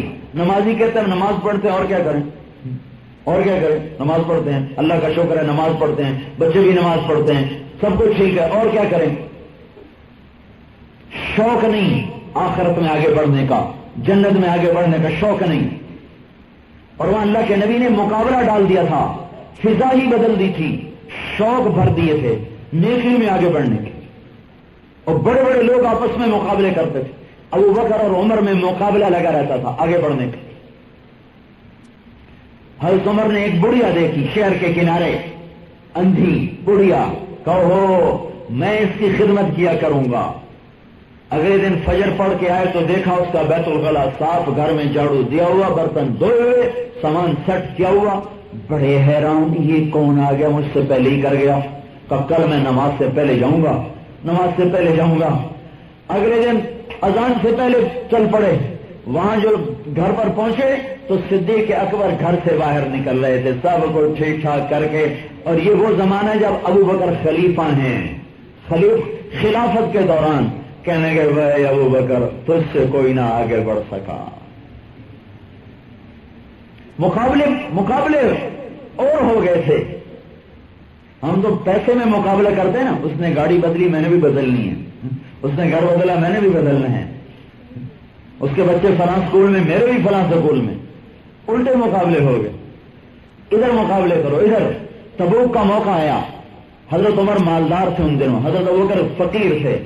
عمر کہنے لگے آج بڑھ گیا تو بڑھ گیا ورنہ زندگی میں کبھی نہیں بڑھ سکتا. تو انہوں نے اپنے مال کے 2 حصے کیے، آدھا گھر آدھا دربار نبوت میں. ابوبکر صدیق ایک پٹلیا اٹھا کے لے آئے سامنے. اب وزن تو قربانی کا ہوتا ہے، وزن چیزوں کا نہیں ہوتا اللہ کے دربار میں. یہ بات سمجھیں؟ لیبلوکم ایکم احسن عملا، اچھا کون کرتا ہے، زیادہ کی نہیں ہے بات، اچھے کی بات. اب اگر اللہ کا نبی یہ سوال کرتا عمر یہ کتنا ہے، ابو بکر یہ کتنا ہے، تو حضرت عمر جیت جاتے، ابو بکر رہ جاتے. اور بات یہ ہے کہ اس موقع کا سوال بھی یہ ہے کہ پوچھا جائے کہ کتنا لائے ہو. مثال دیتا ہوں، اس مسجد کو کوئی چندہ دینے آتا ہے تو مول صاحب سے کہتا ہے جی یہ چندہ. مول صاحب پوچھتے ہیں جی کتنے پیسے ہیں، یہی سوال پوچھا جاتا ہے. کبھی کسی نے یہ پوچھا کہ یہ 100 تو آپ مسجد کو دے رہے ہیں، پیچھے بینک میں کتنے پڑے ہوئے ہیں، یہ کبھی کسی نے پوچھا؟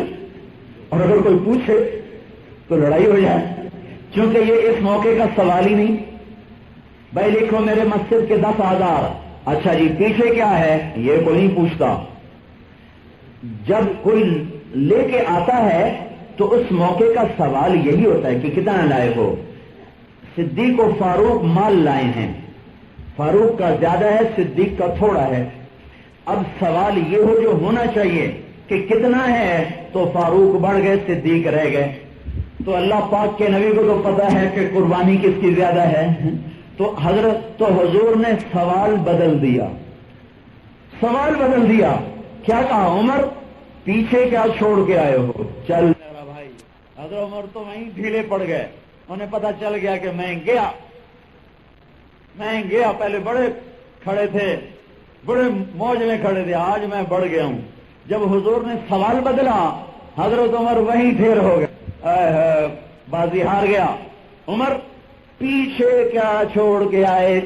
میں نے پہلے بتایا تھا کہ یہ موقع کا سوال نہیں ہے، لیکن اللہ کا نبی تو نبض شناس ہے.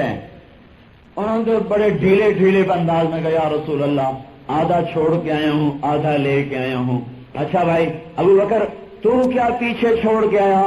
کہا جی میں تو اللہ اس کے رسول کو چھوڑ آیا ہوں، باقی اٹھا کے لایا ہوں.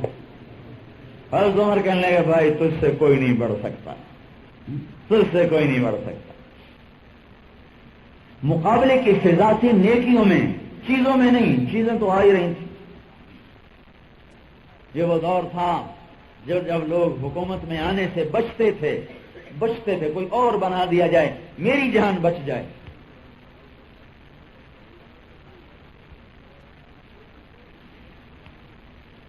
تو اللہ تعالیٰ نے قدموں میں ڈال کے رکھ دیا ساری دنیا کے خزانوں. تو بھائیو نبوت والے اخلاق، نبوت والی زندگی، یہ تبلیغ ہے. دوسری چیز کیا ہے؟ کیونکہ ہمارے نبی آخری ہیں، آپ کے بعد نبی کوئی نہیں آنے والا. ہمارے نبی آخری ہیں، آپ کے بعد نبی کوئی نہیں آنے والا. اور انسانیت میں گمراہی تو رکھی ہے، گمراہ ہوں گے. ان کو ہدایت پہ لانا، ساری دنیا کے کفار کو اللہ کا پیغام پہنچانا، ساری دنیا کے باطل کو پیغام حق پہنچے اور ساری دنیا کے مسلمان صحیح راہ پر چلیں. اب یہ کام کون کرے؟ یہ کام کون کرے؟ آپ سب تو کہتے ہیں ہم کاروباری لوگ ہیں، POF کے ملازم لوگ ہیں، ہم کہاں سے کریں؟ میں کہتا ہوں پھر میرا بھی اپنا گھر ہے، میں بھی فارغ نہیں ہوں، میں کہاں سے کروں؟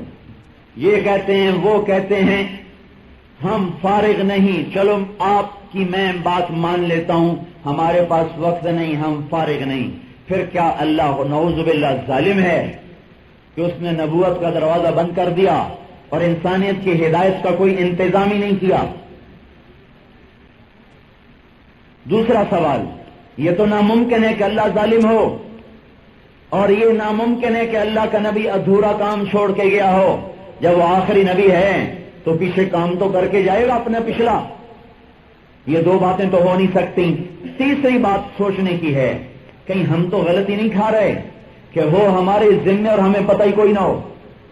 کہیں ہمیں تو دھوکہ نہیں لگ گیا کہ وہ ہمارے ذمے ہمیں پتہ ہی کوئی نہ ہو؟ تو یہاں تھوڑی سی بات واضح کرنے کی ضرورت ہے۔ صدیاں ہوئی بھائیوں، مدت ہوئی، صیاد نے چھوڑا بھی تو کیا، تاب پرواز نہیں، راہ چمن یاد نہیں۔ یہ شعر ہمارے اوپر فٹ آتا ہے۔ چھوٹے سے بچے کو شکاری اٹھا کے لایا گھونسلے سے اور اسے پنجرے میں بند کر دیا، آنکھ کھولی تو سارا جہان پنجرا پایا، اسی کا مانوس ہو گیا، اسی کا دل دادا ہو گیا، پرواز بھولا، بچہ گھر چلا جا۔ وہ کہتا ہے میرا کوئی اور گھر ہے، یہ میرا گھر نہیں ہے؟ کہتا ہاں تیرا یہ گھر نہیں ہے، تیرا گھر تو آزادی ہے۔ تو میں تو اڑنا بھی بھول چکا ہوں، بند رہ کے مجھے تو اڑنا بھی بھول گیا، اور اگر میں چلو 2-4 دفعہ پر ہلاؤں گا اڑنا تو آ جائے گا، لیکن میں جاؤں کہاں؟ مجھے تو اپنے گھر کا پتہ ہی کوئی نہیں ہے۔ تم کہاں سے مجھے پکڑ کے لائے تھے؟ پتہ نہیں وہ چمن باقی بھی ہے کہ نہیں، پتہ نہیں آشیاں جل گیا یا باقی ہے۔ ہواؤں نے بکھیر دیا، آندھیوں نے اسے اڑا دیا، مجھے تو کچھ خبر نہیں میں کہاں کا ہوں، کہاں سے آیا ہوں۔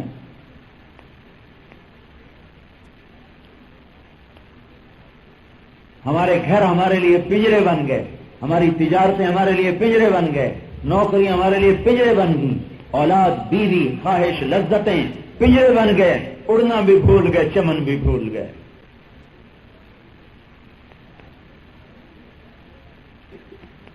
تو یہ بات قابل غور ہے۔ اب کس کے ذمے، کون ذمہ دار؟ دنیا کا سب سے بڑا کام ہے جہنم سے لوگوں کو بچانا، اس سے بڑا ویلفیئر سوسائٹی کا اور کوئی کام نہیں۔ ٹرسٹ، ویلفیئر سوسائٹی، فلاحی ادارے، رفاہی ادارے، سب سے بڑا رفاہی ادارہ، سب سے بڑی ویلفیئر سوسائٹی، سب سے بڑا ٹرسٹ جہنم میں گرتے کو ہٹا کر جنت کی راہ پہ ڈال دو، اس سے بڑا ویلفیئر کا اور کوئی کام نہیں، اس سے بڑا رفاہی، اس سے بڑا ٹرسٹ، اس سے بڑا کام کائنات میں کوئی ہوتا تو اللہ اپنے نبیوں کو دیتا اور اپنے حبیب کو دیتا۔ اللہ نے اپنے حبیب کو بھی کہا جاؤ لوگوں کو جہنم سے بچاؤ۔ ایک آدمی گر رہا ہے آگ میں، پاؤں سے ننگا، سر سے ننگا، کپڑے پھٹے، ہونٹ خشک، پیلا زرد، پتہ چل رہا ہے بھوکا بھی ہے، پیاسا بھی ہے، جوتا بھی نہیں، ٹوپی بھی نہیں، ایک بھاگا ٹوپی لینے، ایک بھاگا جوتا لینے، ایک بھاگا کپڑے لینے، ایک بھاگا روٹی لینے، ایک بھاگا پانی لینے، ایک بھاگا اسے پکڑنے، بچاؤ بچاؤ، یہ تو بچائے، اسے تو بچاؤ۔ اس کی ٹانگوں سے پکڑ کے پیچھے ہٹا لیا۔ اب آپ خود سوچیں وہ کس کا شکریہ ادا کرے گا؟ جو روٹی لینے گیا اس کا، جو کپڑے لینے گیا اس کا، یا جس نے اس کو پکڑ کر پیچھے ہٹا لیا اس کا؟ یہ مسلمانوں کا ریلا ہے جو جہنم کی طرف کھنچ رہا ہے، اور کفر تو ہے ہی جہنم میں۔ اللہ کے واسطے، اللہ کے واسطے بھائیو، اپنی ذمہ داری کو سمجھو، سوچو، آپ ہی ہیں ذمہ دار، آپ ہی ذمہ دار ہیں۔ یہ نہیں کہ تبلیغ والے کہہ رہے میں ابھی کتاب اللہ پیش کرتا ہوں کہ اس دین کا کون ذمہ دار اور کون اس کو دنیا میں پہنچائے گا، اس کے بعد آپ کریں نہ کریں آپ کی مرضی۔ ہم نے تو صدا لگانی ہے، فقیرانہ آئے صدا کر چلے۔ فقیر کا کام صدا لگانا ہے۔ دنیا کا کفر، اس کے لیے بھی ہمارا نبی رسول ہے۔ گمراہ مسلمان، ان کے لیے بھی ہمارا رسول ہے۔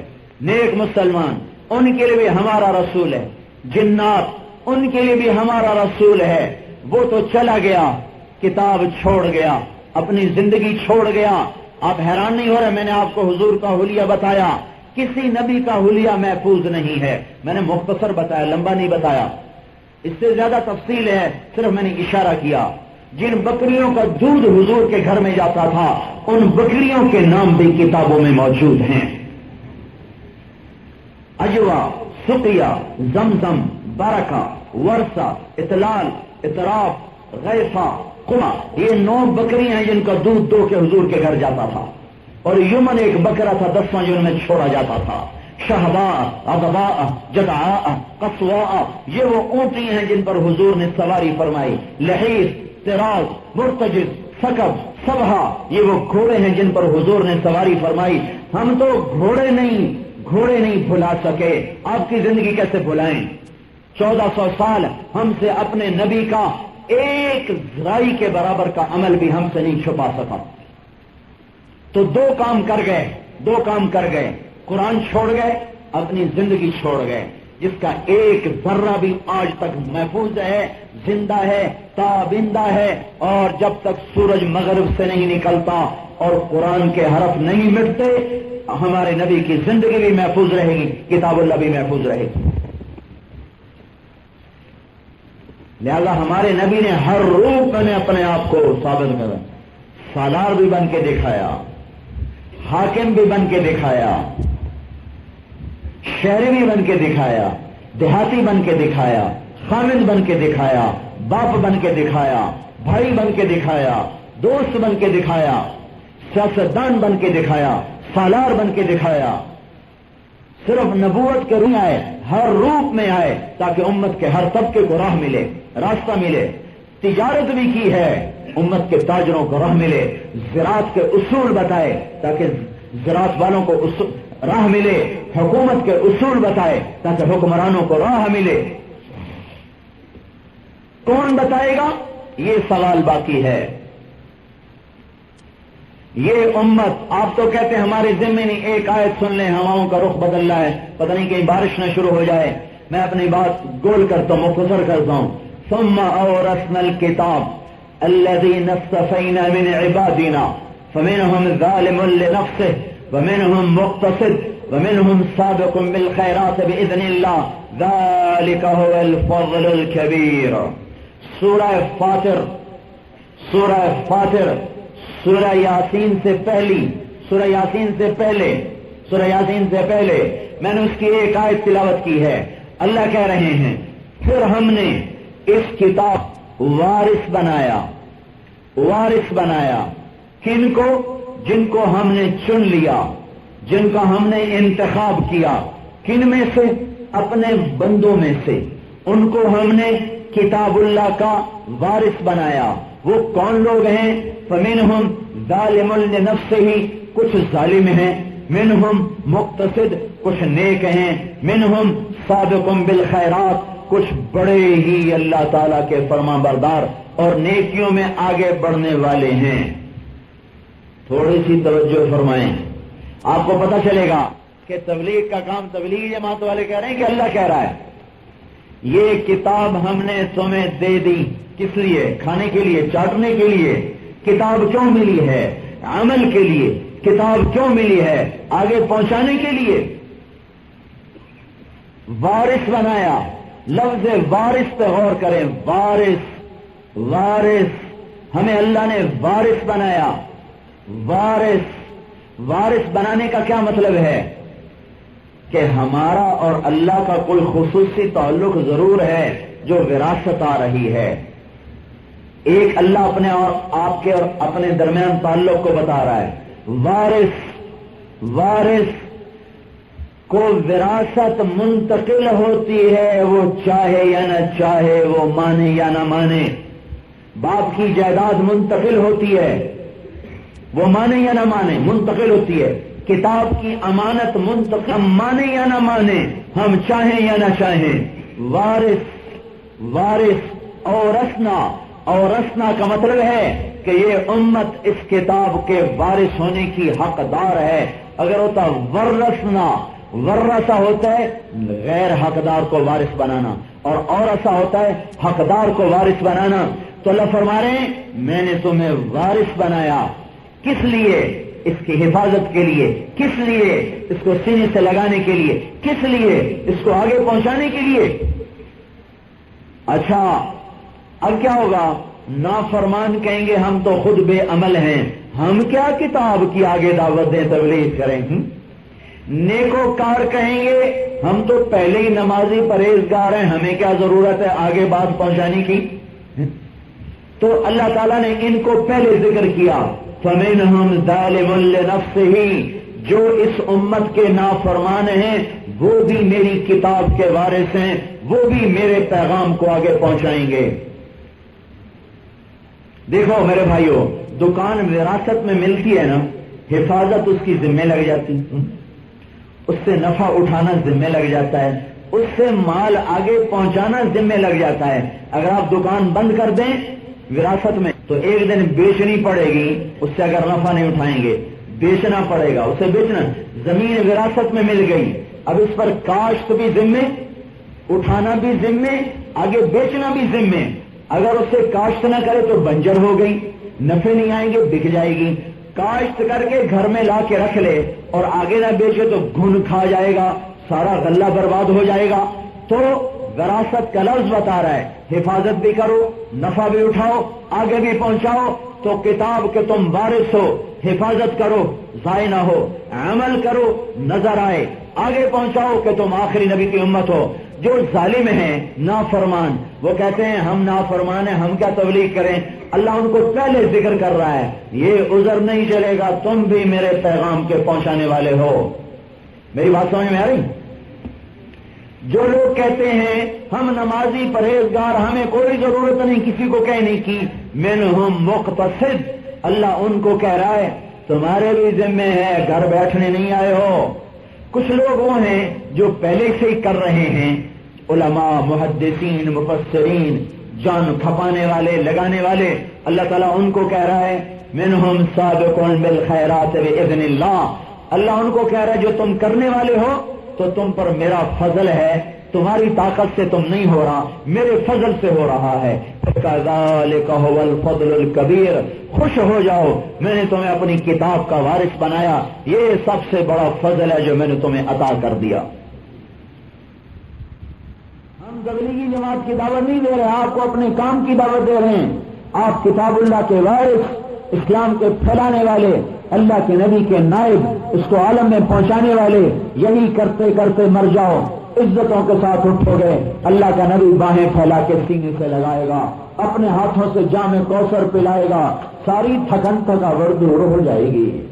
اللہ اپنے دربار میں بلائے گا، نبیوں کا پڑوس دے گا، جنت کی سواریاں آئیں گی، بیویاں سج دھج کے استقبال کو آئیں گی، آپ کی ایمان والی عورتیں پہلے جنت میں پہنچ جائیں گی، آپ اپنے نبی کے ساتھ جنت کا دروازہ کھلوا کے داخل ہوں گے، فرشتے گارڈ آف آنر پیش کریں گے، سلام علیکم طبتم فادخلوها خالدین، ہوائیں لے کے پیغام خوشیوں کے آئیں گی، اور سواریاں آپ کو لے کے اپنے مقام پر پہنچائیں گی، وہاں آپ نیچے اتریں گے، آپ کی بیویاں پہلے پہنچ چکی ہوں گی، وہ آپ کا استقبال کریں گی، آپ کو لے کر تخت پر بٹھائیں گی، نیچے نہریں چلتی، اوپر سائے جھکے، پھل پکے، پانی بہتے ہوئے، سوارے اٹھتے ہوئے، چشمے گرتے ہوئے، پرندے اڑتے ہوئے، غلمان کھڑے ہوئے، قالین بچھے ہوئے، گاؤں کچے لگے ہوئے، فرش بچھے ہوئے، نور برستا ہوا، رحمت برستی ہوئی، انبر برستا ہوا، زعفران اگتا ہوا،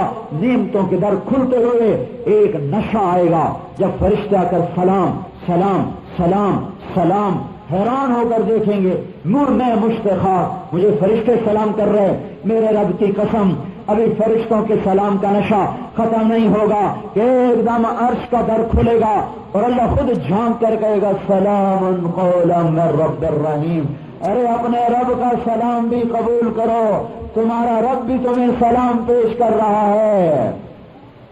سوچو تو صحیح، جب اللہ عرش کے در کھول کر کہے سلام سلام، اس بارش میں بیٹھنے کی قدر اس دن آ جائے گی، میرا جی تو چاہتا میں بھی وہیں آ کے بیٹھ جاؤں، پر یہ مائک خراب ہو جائے گا۔ سلامن، میرے بندو تمہارا رب تمہیں سلام پیش کرتا ہے، اللہ کی قسم موت ہوتی تو یہ خوشی سے مر جاتے، اللہ کو دیکھ رہے ہیں، اللہ سلام کر رہے ہیں، پھر اللہ پوچھ رہے ہیں خوش ہو راضی ہو؟ ایک ایک کا نام لے کر اللہ پوچھے گا خوش ہو راضی ہو، خوش ہو راضی ہو۔ ہر عورت ہر مرد کا اللہ نام لے کے پوچھے گا خوش ہو راضی ہو تو ہر سے باغ ہوں گے، یا اللہ کیوں نہ خوش ہوں، یا اللہ کیوں نہ خوش ہوں۔ اللہ بازوں سے دل لگی کرے گا، مذاق کرے گا، ارے میرے بندے جی وہ کینٹ کا فلاں دن یاد ہے جی، وہ گڑبڑ ہوئی تھی نا، بتائے گا نہیں کیا ہوا تھا، اشارہ کرے گا، وہ کیا تھا نا، یہ دل لگی ہو رہی۔ آگے اسے بھی پتا ہے معافیاں ہو چکی ہیں، آگے وہ کہے گا اب معافیاں دے کے دوبارہ کیوں فائل کھول لی، جاندی کر مولا، معافیاں دے کے پھر فائل کھول لی، اور اللہ تعالیٰ کہیں گے میں پھر اللہ تعالیٰ کہ اچھا چلو پھر سن لو، خوش ہو کہاں کہ اب تمہیں جنت سے اعلیٰ چیز دے دوں، جنت سے اعلیٰ یا اللہ وہ جنت سے اعلیٰ کیا ہے کہ جاؤ میں تم سے راضی ہو گیا، کبھی ناراض نہیں ہوں گا، جاؤ بھائیو دنیا بڑی پیاسی ہے ان کو بتاؤ، اللہ بڑا مہربان ہے۔ لوگوں نے سمجھا اللہ کوئی پاکستان کا تھانے دار ہے جس نے جوتے مارنے ہی مارنے، اللہ بڑا مہربان ہے، وفاؤں والا، محبت والا، الفت والا، معاف کرنے والا، درگزر کرنے والا، گناہوں کو چھپانے والا، ستاری کرنے والا اور عذر قبول کرنے والا، ایک آنسو پہ ایسا مچل جاتا ہے کہ ہزاروں برس کے گناہ دھو کے رکھ دیتا ہے، اس سے باغی بن کے کیا زندگی ہے۔ تو میرے بھائیوں تبلیغ اپنا کام ہے، تبلیغ والوں کا احسان ہے کہ انہیں ہمیں بھولا سبق یاد دلا دیا، یہ نہ ہوتا تو پتہ نہیں کیا ہوتا، کہاں ہم ذلیل و خوار ہو رہے ہوتے۔ کہ میرے بھائیوں یہ بڑی عزتوں کا راستہ ہے اللہ کے واسطے، اس کام کو اپنا کام بناؤ، اپنی زندگی کا مقصد بدلو۔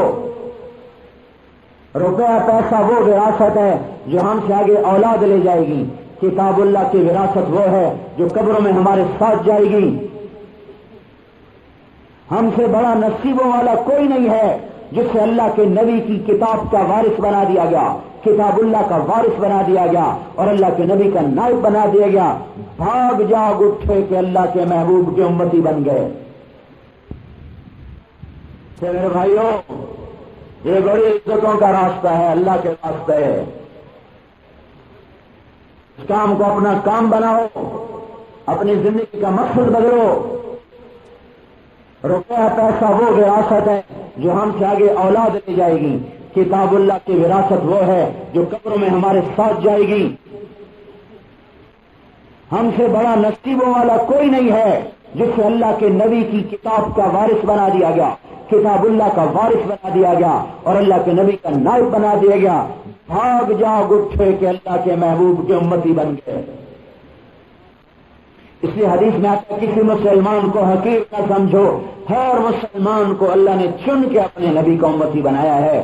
اور آپ نے ارشاد فرمایا بیت اللہ سامنے ابن عباس راوی تو کھڑے ہوئے ہیں، بتانا چاہتے ہیں کہ امتی کیا ہے۔ آپ نے بیت اللہ کو دیکھ کر کہا ما اطیبک ما اعظم حرمتک ما اطیب ریحک ما اعظم حرمتک والمؤمن اعظم حرمتا منک۔ اے بیت اللہ تو بڑا پاکیزہ، تو بڑا پاکیزہ، تو بڑا عمدہ، تو بڑا قابل احترام، تو بڑا قابل احترام، لیکن سن لو میرا امتی بیت اللہ سے بھی زیادہ قابل احترام ہے۔ بے شک بے نمازی ہے، شرابی ہے، جواری ہے، بدکار ہے، فاحش ہے، لیکن ہے حضور کا امتی تو بیت اللہ سے زیادہ قابل احترام ہے۔ جس دن اس نے توبہ کر لی اور اس کا قدم اٹھ گیا اللہ کی طرف تو فرشتے بھی اس کی گرد کو دیکھتے رہ جائیں گے۔ کوئی ہوتا محنت کرنے والا، کوئی ہوتا سمجھانے والا، زمانہ بڑے شوق سے سن رہا تھا، ہم ہی سو گئے داستاں کہتے کہتے۔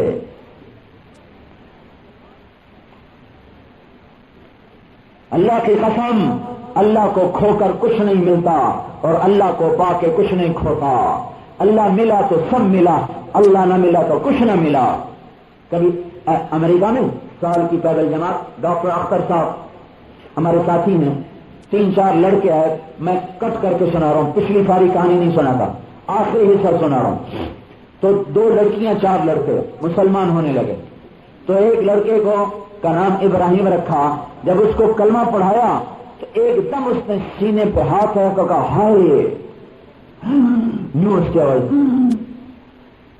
تو ڈاکٹر اختر صاحب نے پوچھا کیا ہوا کیا ہوا؟ تو کہنے لگا جب سے ہوش سنبھالا ہے یہ کتاب زندہ ہو جائے، ہر دنیا کے کافر کے گھر میں کتاب پہنچ جائے، مسلمان مرد ہو عورت ہو، کالا ہو گورا ہو، امریکی افریقی ایرانی ترانی ترکمانی ترکستانی، ہر مرد عورت کتاب اللہ کے سانچے میں ڈھلا ہوا نظر آئے۔ یہ اپنی تمنا بنا لو، کل اللہ کے محبوب کے ہاتھوں سے جام کوثر پی لو۔ تو معلوم ہوا تبلیغ کا کام کوئی تبلیغی جماعت نے نیا نہیں شروع کر دیا، پرانی کہانی ہے، بھول بھلیاں ہو گئی۔ وہ فریب خوردہ شاہی جو پلا ہو کر گسوں میں، سے کیا خبر کہ کیا ہے رہو رسم شاہ بازی۔ ہم ہی بھول گئے، ہم پرانا سبق یاد دلا، کوئی نیا فلسفہ نہیں، نیا دین نہیں، نئی تحریک نہیں، نیا فرقہ نہیں، نیا ٹولہ نہیں۔ ہم تو ہر ایک کے پاؤں پکڑ کے اس کو لاتے ہیں، بھئی آجا بات سن لے۔ اگر یہ تحریک ہوتی، اگر یہ فرقہ ہوتا، اگر یہ جماعت ہوتی تو 6 بر اعظم کے مسلمان یوں کھچ کھچ کے راوڑ میں نہ پہنچتے، پاکستان میں نہ پھرتے۔ پچھلے 1980 سے 2002 تک میں چشمدید گواہ ہوں، 6 بر اعظم کے مسلمان ہر وقت پاکستان میں پھر رہے ہیں، اور مجھے خود اللہ 6 بر اعظم میں لے گیا ہے۔ 6 بر اعظم میں اللہ نے میرے اپنے، میں کوئی بڑائی اور تکبر سے نہیں، ایسے ہی منہ پہ آ گیا 6 بر اعظم کی بات کرتے ہوئے۔ ساری توفیق کی اللہ دیتا ہے، انسان مشت خاک ہے، گندے نطفے سے بنا ہے، اس کی کوئی اوقات نہیں ہے۔ یہدی من یشاء ویضل من یشاء، جسے چاہے ہدایت دے۔ یہ جو ہے اللہ کا احسان و کرم ہے، منہ پہ بات آ گئی بتا دی۔ 6 بر اعظم میں پھرا ہوں، ہر جگہ اس دعوت کے پھول کھلے دیکھے ہیں، عرب و عجم، کالے و گورے، مرد اور عورت، مہتر اور کہتر، ادنا و اعلیٰ، سارے امیر و امیرن، غریب و غریبن، ہر گھر میں اس بات کو پہنچے دیکھا ہے۔ اگر یہ تحریک ہوتی تو ہندوستان میں کھپ جاتی، یہ کوئی جماعت ہوتی پاکستان میں ٹوٹ جاتی، 1 سے ہزاروں جماعتیں بن جاتی۔ یہ جماعت نہیں، یہ تحریک نہیں، یہ فرقہ نہیں، یہ ختم نبوت کا پاکیزہ دیا ہوا کام ہے۔ لہذا ہر مسلمان کھچ کھچ کے آ گیا۔ اس طرح 10-15 لاکھ آدمی، ٹینٹ نہیں ہے، ایک کپڑے کی چھت کے نیچے 3 دن بیٹھے ہوئے ہوں، دھکے بھی کھا رہے ہوں، کھوے سے کھوا چل رہا ہو، روٹی کھاتے مشکل، پیشاب کرتے مشکل، وضو کرتے مشکل، نماز پڑھتے مشکل، اور پھر کراچی سے خیبر تک لوگ کھچے چلے آ رہے ہوں، نہ کوئی اشتہار لگے۔ آپ دیکھتے نہیں کبھی ریمنڈ کے آئیے تو اخباروں والوں نے اب دینا شروع کر دیا، ورنہ تو اخبار میں ہم خود نہیں دیتے، اخبار والے دے دیتے ہیں۔ نہ اشتہار، نہ کوئی اعلان، نہ لاؤڈ اسپیکر، نہ رکشے، نہ ٹیکسیاں، نہ موٹریں پر اعلان ہو رہے ہیں، اعلان ہو رہے ہیں، اعلان ہو رہے ہوں۔ یہ کہاں سے لوگ کھچ کھچ کے پہنچ جاتے ہیں؟ یہ تحریک نہیں، میں صرف یہ بتانا چاہتا ہوں، یہ تحریک نہیں، یہ جماعت نہیں، یہ کوئی فرقہ نہیں۔ مسلمانوں کا ایک کام ہے، ختم نبوت کا ایک کام ہے۔ کھلے دل کے ساتھ، کھلے ماتھے کے ساتھ بھائیو، مسلمان بن کے چلنا سیکھو۔ جماعتیں بن کے کیا حاصل ہوا؟ فرقے بن کے کیا حاصل ہوا کہ 10 غریباں آپس میں ہو گئے۔ جو قوم سپاہیوں کے پیرے میں نمازیں پڑھے ان کی بھی کوئی عزت رہ گئی۔ اللہ کے نبی نے اپنا خون دے کر امت کو امت بنایا، چور کے ہاتھ کاٹے گئے، آپ کی آنکھوں میں آنسو آ گئے، اور جو لائے تھے نا پکڑ کے ہاتھ کٹوانے کے لیے، آپ نے نہیں سنا ہوگا، آپ نے فرمایا اب تو تمہاری آنکھیں ٹھنڈی ہو گئی میرے امیتی کا ہاتھ کٹوا کے۔ ایسا درد آیا ایک چور پر تو صحابہ کہنے لگے تو آپ نہ کاٹتے یا رسول اللہ؟ کہ یہ کیسے ہو سکتا ہے کہ شریعت کو نافذ نہ کروں؟ پر تمہیں سمجھ نہ آئی کہ مجھ تک لائے کیوں تھے؟ خود ہی نمٹا دیتے، یہ دکھ میرے سامنے کیوں لائے کہ میرا امتی میرے سامنے ہاتھ کاٹا جائے؟ تو ہم نے تو جگر کاٹ کے رکھ دیے، کلیجے کاٹ کر، گردنیں کاٹ کے رکھ دی اپنوں کی۔ کیا نادان ہاتھوں میں امت آ گئی۔ اللہ کے واسطے بھائیو، امت بن کے چلو، مسلمان بن کے چلو، جماعتیں بن کے نہ چلو، فرقے بن کے نہ چلو، مسلمان بن کے چلو۔ ہماری یہی پہچان ہے کہ ہم مسلمان ہیں۔ اللہ کی قسم دل سے کہہ رہا ہوں، وہ اس لیے کہہ رہا ہوں، ایک جگہ ہم گئے، ایک کوئی بڑے آدمی تھے، ان سے ملے اور کہنے لگے تم لوگوں سے تو سلام کرنا بھی جائز نہیں۔ کیوں بھائی؟ تم گستاخ رسول ہو۔ اچھا جی، اللہ ہمیں محب رسول بنا دے۔ گھر تو اسی کی محبت میں چھوڑا ہے، گھر تو اسی کے عشق میں چھوڑا ہے۔ رائمنڈ والوں نے کوئی پیسے تو نہیں دیے، اپنے گھر سے دھکے، اپنے گھر کے خرچے سے نکلے، اپنے بچوں کو اپنے دل پہ پتھر رکھ کر اللہ رسول کی محبت میں چھوڑا ہے۔ حضور ہم تو دعویٰ تو نہیں کرتے، کوشش کر رہے ہیں اللہ کے رسول کی محبت مل جائے۔ کہ نہیں ہمیں پتا ہے تمہارے ظاہر کچھ اور ہیں، تمہارے اندر کچھ اور ہے، تو اس کا تو کوئی علاج نہیں ہے، یہ تو لا علاج چیز ہے۔ لیکن میں اس ممبر پہ بیٹھا ہوں، مجھے اللہ کو جان دینی ہے، مجھے اللہ نے ڈاکٹری سے نکال کے یہاں بٹھایا ہے، تو میں ایک ذمہ داری سے بات کر رہا ہوں۔ میں نے اس کے لیے بہت کچھ چھوڑا ہے۔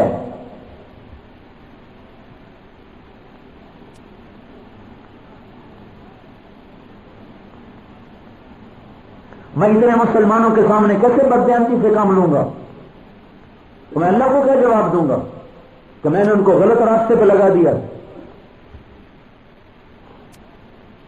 اپنے گناہ ہی برباد ہونے کے لیے کافی ہیں، اتنوں کا بوجھ اپنی گردن پر لے کر کون بچے گا قیامت کے دن؟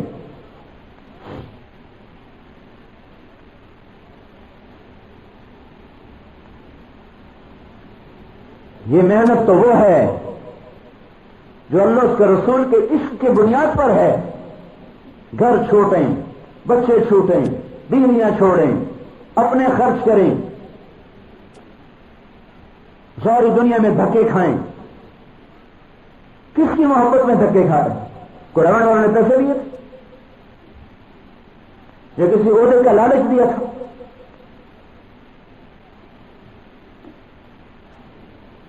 ہمیں تو جماعت میں چل کے ہدایت ہوتی، کسی سے کوئی ہدیہ قبول نہیں کرنا۔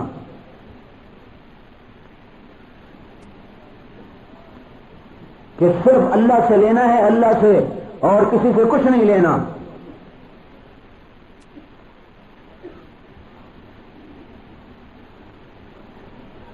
یہ تو صدیوں کے بعد اللہ نے دروازہ کھولا، صدیوں کے بعد اللہ نے کرم فرمایا کہ امت کو جوڑنے کی ایک محنت زندہ ہوئی،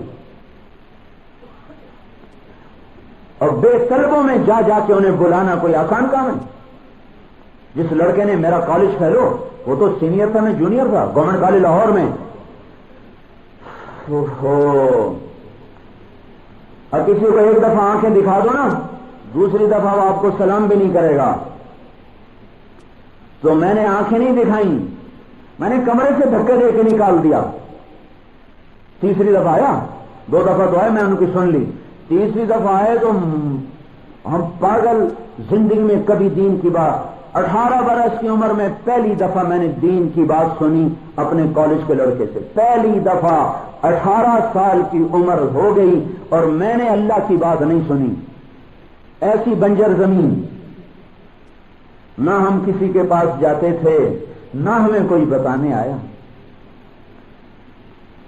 ان کا احسان ہے جو ہمیں بتانے آئے، لیکن ہم ایسے دیوانے، ایک دفعہ دوسری دفعہ سنی، تیسری دفعہ میں نے ایسی بدتمیزی کی، دھکے دے کے کمرے سے نکال دیا۔ اس کے باوجود اس کے ماتھے پہ میں نے شکن نہیں دیکھی،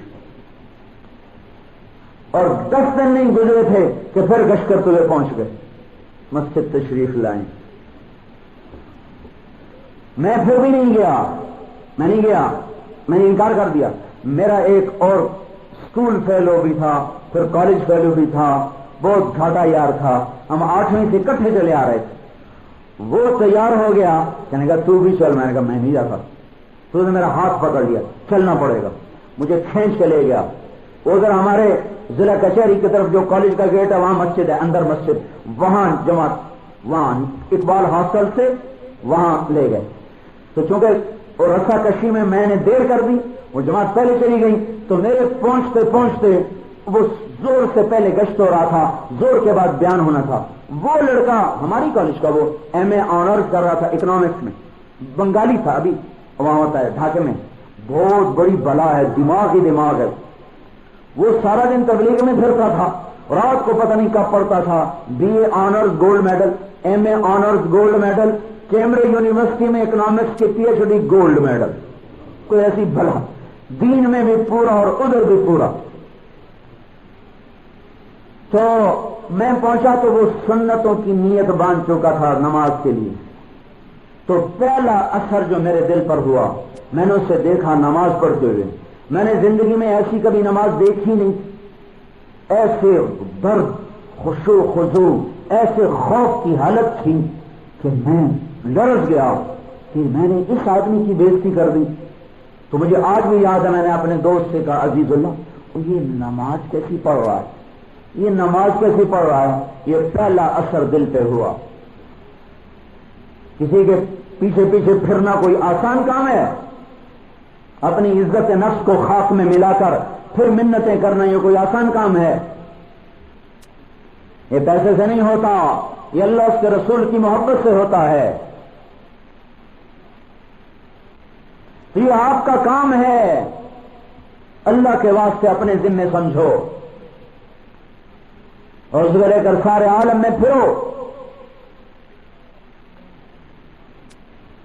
ہم ہی تو ادھر ادھر کی نہ بات کر کہ بتا کے قافلہ کیوں لٹا، مجھے راہزنوں سے گلا نہیں، تیری راہبری کا سوال ہے۔ ساری دنیا کفر میں جا گری، شیطان سے کیا گلا کریں؟ گلا تو آپ سے ہے کہ آپ کتاب والے، قرآن والے ہو کر آپ سو گئے، ہم سو گئے، آپ کو کیا میں بھی سو گیا۔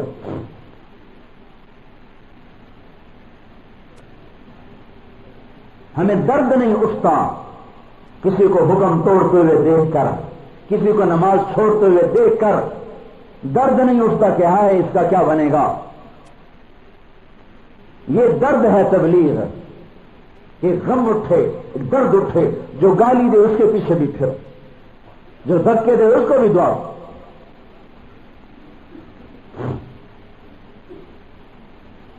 تو ہم 4 مہینے چلہ مانگتے ہیں، سال 7 مہینے مانگتے ہیں کہ ساری دنیا میں پھرو، سال 7 مہینے کے لیے بیرون دنیا کے لوگوں کو ایمان میں لاؤ، اسلام میں لاؤ۔ ایک دور تھا انگلستان میں کوئی مسجد نہیں، آج 3000 مسجدیں بن چکی، دارالعلوم مدرسے بن چکے، دورہ حدیث ہو رہا ہے، بخاری پڑھائی جا رہی، بچے ایک ایک مدرسے میں 1,500 بچہ قرآن حفظ کر رہا ہے۔ پریسٹن کی ایک مسجد میں نے دیکھا 1,500 بچے قرآن حفظ کر رہے، گرجے مسجدوں میں تبدیل ہو گئے۔ ٹورانٹو میں نے مستورات میں بیان کیا، کوئی 250-300 عورتیں آئیں، ایک عورت بے برقعے کے نہیں تھی، ایک عورت۔ پھر وہاں سے انگلینڈ آئے، اسٹینفورڈ ہل محلہ تھا، وہاں بیان کرنے کا کوئی 550-600 عورت بیان میں آئی، ایک عورت مجھے بے پردہ نظر نہیں ہے، سب برقعے میں آ رہی۔ اور وہاں سے پھر آیا پاکستان، فیصلہ آباد میں ایک جگہ بیان کرنے گیا مستورات میں، تو 100 میں سے 80 بے پرد جا رہی۔ سارے عالم کو لپیٹ میں لیا اس محنت نے۔ 98 کے سفر میں کرنل امیر الدین ہمارے ساتھ تھے تو وہ بتا رہے کہ ڈینور میں گشت ہو رہا، ایک کلب میں چلے گئے، مسلمان کا فلسطینی کا کلب تھا، اندر ایک لڑکی اسٹیج پر ننگی ناچ رہی اور ایک لڑکا ساتھ ڈرم بجا رہا اور سارے عرب بیٹھے ہوئے تماشا دے گا، شراب میں تن۔ تو انہوں نے جب داخل ہوئے تو بڑے وجی آدمی تھے، چوڑا چہرہ، سفید داڑھی، ایک دم تو ہیبت چھا گئی، چھوٹا سا کلب۔ تو انہوں نے سب کو اکٹھا کیا، ان سے بات کرنی شروع۔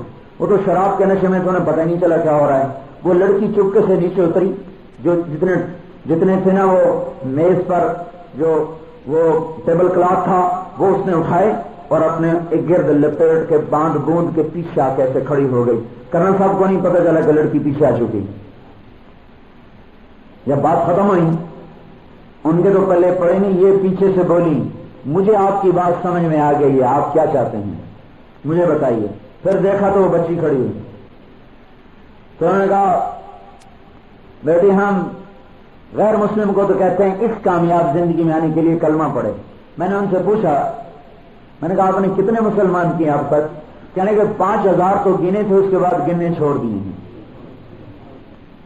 5000 ایک آدمی کے ہاتھ میں مسلمان، یہ تبلیغ کی محنت کا اعجاز۔ اس کے بعد میں نے گننے چھوڑ دی۔ تو بچی نے کلمہ پڑھ لیا، اس نے کہا یہ لڑکا میرا خامد ہے، اس کو بھی کلمہ پڑھاؤ۔ دونوں میاں بیوی نے کلمہ پڑھ لیا۔ 3 دن وہاں ٹھہرے، ان کو بلاتے رہے، بتاتے رہے، بلاتے رہے، بتاتے رہے۔ پھر اسے کہا کہ اگر کوئی مسئلہ پیش آئے تو ٹورانٹو اس نمبر پہ فون کر لیں۔ 2 مہینے گزرے، اس لڑکی کا فون آیا، ہیلو امیر الدین آپ مجھے پہچانتے ہیں؟ میں نے کہا ہاں بیٹی، لگتا ہے وہ ڈانسر ہے ڈینور والی۔ کہاں میں وہی ہوں۔ کیا ایک مسئلہ پیش آ گیا؟ کیا پیش آ گیا؟ کہ بڑی مصیبت آ گئی۔ کیا مصیبت آ گئی؟ اب اس نے اپنی کہانی سنائی۔ ہم مسلمان ہوئے اس وقت میں ایک رات کا $500 لیتی تھی۔ جب ہم مسلمان ہوئے 3 دن میں آپ سے سیکھا کہ مسلمان عورت پردہ کرتی، میں گھر بیٹھ گئی۔ میرا خامد اب کمانے جاتا ہے، وہ $40 یومیہ لاتا ہے، کہاں 500 کہاں 40۔ گھر بک گیا، گاڑیاں بک گئیں، ایک اپارٹمنٹ میں رہتے ہیں، ایک کوارٹر میں رہتے ہیں، چھوٹا سا 2 کمرے کا۔ میرا خامد شام کو آ جاتا ہے۔ پھر آپ نے ہمیں کہا تھا کہ اپنے رشتہ داروں کو جا کے اسلام کی دعوت دینی ہے۔ ہم روزانہ میاں بیوی شام کو دعوت دینے نکل جاتے ہیں۔ آج ہم دونوں جا رہے تھے بس میں، تو میں نے ایسے سیٹ کے پچھلی جو ہوتی ہے وہ پچھلی ٹیک، اس کو میں نے ایسے ہاتھ سے پکڑا ہوا تھا۔ بس کو لگی بریک، مجھے لگا جھٹکا، تو میرا کرتا میرے ہاتھوں سے سرک کر میری کوئی 1/4 کلائی ننگی ہو گئی۔ تو کیا اس پر مجھے دوزخ تو نہیں ملے گی؟ اور یہ کہہ کر ٹیلی فون پہ رونا شروع کر دیا۔ 2 مہینے پہلے کا نقشہ آپ نے سن لیا ہے۔ 2 مہینے بعد وہ کہہ رہی ہے میری کلائی کا 1/4 حصہ ننگا ہو گیا، میں دوزخ میں تو نہیں جاؤں۔ ہماری بچیوں کے کرتے بازو ختم ہو گئے، سارے بازو ننگے ہو گئے، اور وہ ناچنے والی اسٹیج پر 2 مہینے کے بعد کہہ رہی ہے کہ میرا تھوڑا سا بازو ننگا ہو گیا، دوزخ میں تو نہیں جاؤں گی۔ یہ تبلیغ کی محنت ہے۔ یہ جماعت نہیں ہے، ورنہ امریکہ اور افریقہ، ساؤتھ افریقہ اور 7 سمندر پار تک جا کر لوگوں کو یوں نہ ایمان پہ کھڑا کر دیتی۔ جوانی کو پاک کر لو۔ اللہ کہتے ہیں جھکی کمر والے بوڑھے نہ ہوتے، پاک دامن جوان نہ ہوتے، دودھ پیتے معصوم بچے ہوتے، چرنے والے بے زبان جانور نہ ہوتے، تو میں عذاب بارش کی طرح برسا دیتا۔ اب اس کو سنو، لولا شیوخ رکا، جھکی کمر کے بوڑھے، شباب خشا، پاک دامن نوجوان، اطفال ردا، دودھ پیتے بچے، بہائم رکتا، چرنے والے جانور نہ ہوتے تو کیا ہوتا؟ لصب علیکم العذاب صبا، تو تم پر بارش کی طرح عذاب چھا جاتا۔ تو مجھے اکثر نوجوان نظر آ رہے ہیں، بھائیو پاک کرو تاکہ اللہ کے عذاب اٹھ جائیں۔ سفید داڑیاں بھی نظر آ رہی، اپنے دامن کو دھو دو تاکہ اللہ کے عذاب اٹھ جائیں اور رحمت کے در کھل جائیں اور یہ صدی اللہ اسلام کی بنا دے. ہم چلے بھی جائیں تو ہمارے پیچھے کھاتے کھلے رہیں. ٹھیک ہے نا؟ اب اس کے لیے بولو بھائی، نقد 4 مہینے کے لیے، چلے کے لیے، سال کے لیے، 7 مہینے کے لیے. جماعت مستورات کی ہے تو 4.5 مہینے واہ کینٹ سے پوری جماعت نکلے، نقد بیرون ملک. اس کے بھی نام دو جو اس مجمع میں کواش والے بیٹھے ہیں. میں روز کہہ رہا ہوں ابھی تک اٹھا کوئی نہیں. آج تو منت مان لو 4تھا دن ہے، پیچھے 4 دن رہ گئے ہیں. ایک نام آ چکا ہے نسیم صاحب کا، 4 نام اور چاہیے. اللہ کے بھروسے پر جو اٹھے گا لے جائے گا اللہ. ہاں جی بولو. نمازی نہ رہے، دکانیں بند کرنے کی عادت ڈالو، دفتر بند کرنے کی عادت ڈالیں. دکانوں کے پر جو یہاں دکاندار بیٹھے ہیں وہ اپنی دکان کے دروازے پر لکھوائیں وقفہ برائے نماز، وقفہ برائے نماز، اور بڑا کر کے لکھائیں تاکہ ہر گزرنے والے کو دکھائی دے. یہ ریا نہیں ہے، یہ دعوت ہے. اگر دل میں ریا آئے تو استغفار کر لیں تو اس کا علاج ہو جائے گا، لیکن یہ کام ضرور کریں.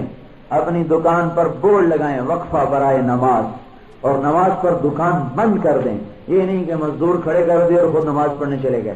جو کام کرنے والے ہیں وہ بھی، مالک بھی، سب اٹھ کر مسجد میں آ جائیں. اور دفتر والے دفتر کو بند کریں، مسجد میں آ جائیں. تو انشاءاللہ یہ اگر بازار نماز کے لیے بند ہونا شروع ہو گئے تو ان کی برکتیں آپ اپنی آنکھوں سے دیکھیں گے کہ اللہ جل جلالہ آپ کی نسلوں کی پرورش کا نظام بھی چلا دے گا. قرآن پاک کی تلاوت کے لیے وقت مقرر کریں، ذکر کے لیے وقت مقرر کریں. کم از کم 3 کلمہ، درود شریف، استغفار، ایک تسبیح کی ضرور پڑھ لیا کریں. میرے بھائیوں، اپنی کمائیوں میں علماء سے پوچھ کر جتنے ناجائز چیزیں ہیں اس کو نکالیں. حلال کا رزق ضائع نہیں ہوتا، اولاد نافرمان نہیں ہوتی. حرام کا رزق برباد بھی ہوتا ہے اور گھروں کو بھی آگ لگا دیتا ہے. ایک ہمارا جاننے والا تھا، اس نے 60s میں کروڑوں روپے اکٹھے کیے، کروڑوں. 60 کی دہائی میں کروڑوں. میں نے وہ مر گئے، اس کے بیٹے سے میں نے اپنے کانوں سے سنا، کاش ہمارا باپ حرام کٹھا کر کے نہ چھوڑتا تو کبھی ہم بھی سکھ کا دن دیکھ لیتے. ان کانوں سے میں نے سنا. اس کے بڑے بیٹے کے منہ سے سنا. وہ 8 کنال کے گھر میں لاہور میں رہتا ہے، بنا بنایا عالی شان گھر، اور وہ یوں کہہ رہا ہے کاش ہمارا باپ حرام نہ چھوڑتا، کبھی ہم بھی سکھ کا دن دیکھ لیتے. تو اپنی کمائیوں میں حلال کو داخل کریں، شاید چٹنی روٹی سے کھانا پڑے، پھر یہ کمائی بھی جنت کا ذریعہ بن جائے گی. اور حدیث میں آتا ہے جو صبح سے شام تک حلال کمانے میں تھکتا ہے اس کے اس دن کے سارے گناہ معاف ہو جاتے ہیں. بہترین خرچ وہ ہے جو آدمی اپنے بچوں پہ خرچ کرتا ہے. تو اپنی کمائیوں کو شریعت پر لائیں تو آپ کی کمائیاں بھی جنت کا ذریعہ بن جائیں گی. نوکریاں، دفتر میں جانا آنا جنت کا ذریعہ بنے گا. اور جہاں جہاں سے آپ آئے ہیں ہر مہینے 3 دن کے لیے اللہ کی راہ میں نکلا کریں. اپنی مسجدوں سے 3 دن کی جماعتیں بنائیں. تو اب تو نہیں نکل رہے لیکن آئندہ تو ترتیب بنا لیں بھی ہر مہینے 3 دن لگائیں گے. فائدہ ہوگا بھائیو. اور اللہ سے مانگیں کہ یا اللہ ہم پر اپنے دین کا کام کھول دے اور ہمیں اس کتاب کو لے کر دنیا میں پھرنے والا بنا دے اور ہمارا مقصد اپنے نبی والا مقصد بنا دے. اس کی روزانہ دعا کریں. اپنی مسجدوں کو ہر وقت آباد رکھنے کی ترتیب سوچیں کہ یہ ہماری مسجدیں 24 گھنٹے آباد ہوں ذکر، تلاوت، تعلیم کے حلقوں سے. جب اللہ ہمت دے تو 4 مہینے لگا لیں. کبھی کبھی پنڈی زکریا مسجد مرکز ہے، جمعرات وہاں چلے جایا کریں تو اور بھی تازگی ہو جاتی ہے. آپ کے علاقے میں جماعتیں آ جائیں، ان کو ٹھہرنے دیں، ان کی خدمت کریں. ان کی خدمت یہی ہے کہ ان کے پاس بیٹھ کر ان کی بات سنیں، ان کی بات آگے لوگوں کو سنوائیں. یہ لوگ ہمارے محسن ہیں جو اپنے پیسے خرچ کر کر ہمارے گھروں پر آ کر ہمیں اللہ کی بات سناتے سمجھاتے ہیں. اور میرے بھائیوں، اس مجمع میں جو مالدار لوگ بیٹھے ہیں وہ اپنے مال کی زکوٰۃ کا بھی اہتمام کریں کہ جیسے اللہ تعالیٰ نے نماز فرض کی ہے اور اس کی کوئی معافی نہیں، جنہیں رزق دیا ہے ان پر زکوٰۃ فرض کی ہے، اس کی کوئی معافی نہیں ہے. اور یہ اللہ کا ہم پر احسان ہے کہ ہم سے صرف وہ 2.5% لیتا ہے، بنی اسرائیل سے 10% لیتا تھا، اور ان سے 10% لے کر پہاڑ پہ رکھوا دیتا تھا، آگ آ کے جلا جاتی تھی اور وہ کسی غریب کو نہیں دے سکتے تھے. غریب کو دینے کے لیے انہیں نفلی صدقے دینے پڑتے تھے. ہم پر کرم کیا کہ ہماری زکوٰۃ اپنے غریبوں میں تقسیم کرنے کا حکم دیا، اور وہ بھی 100 میں 2.5 روپے، بس 100 میں 2.5 روپے. تو یہ 2.5 روپے دینے سے باقی 97.5 پاک ہو جاتے ہیں. اور اللہ کا وعدہ ہے تم زکوٰۃ دو میں رزق بڑھاؤں گا، تم سود لوگے میں رزق گھٹاؤں گا.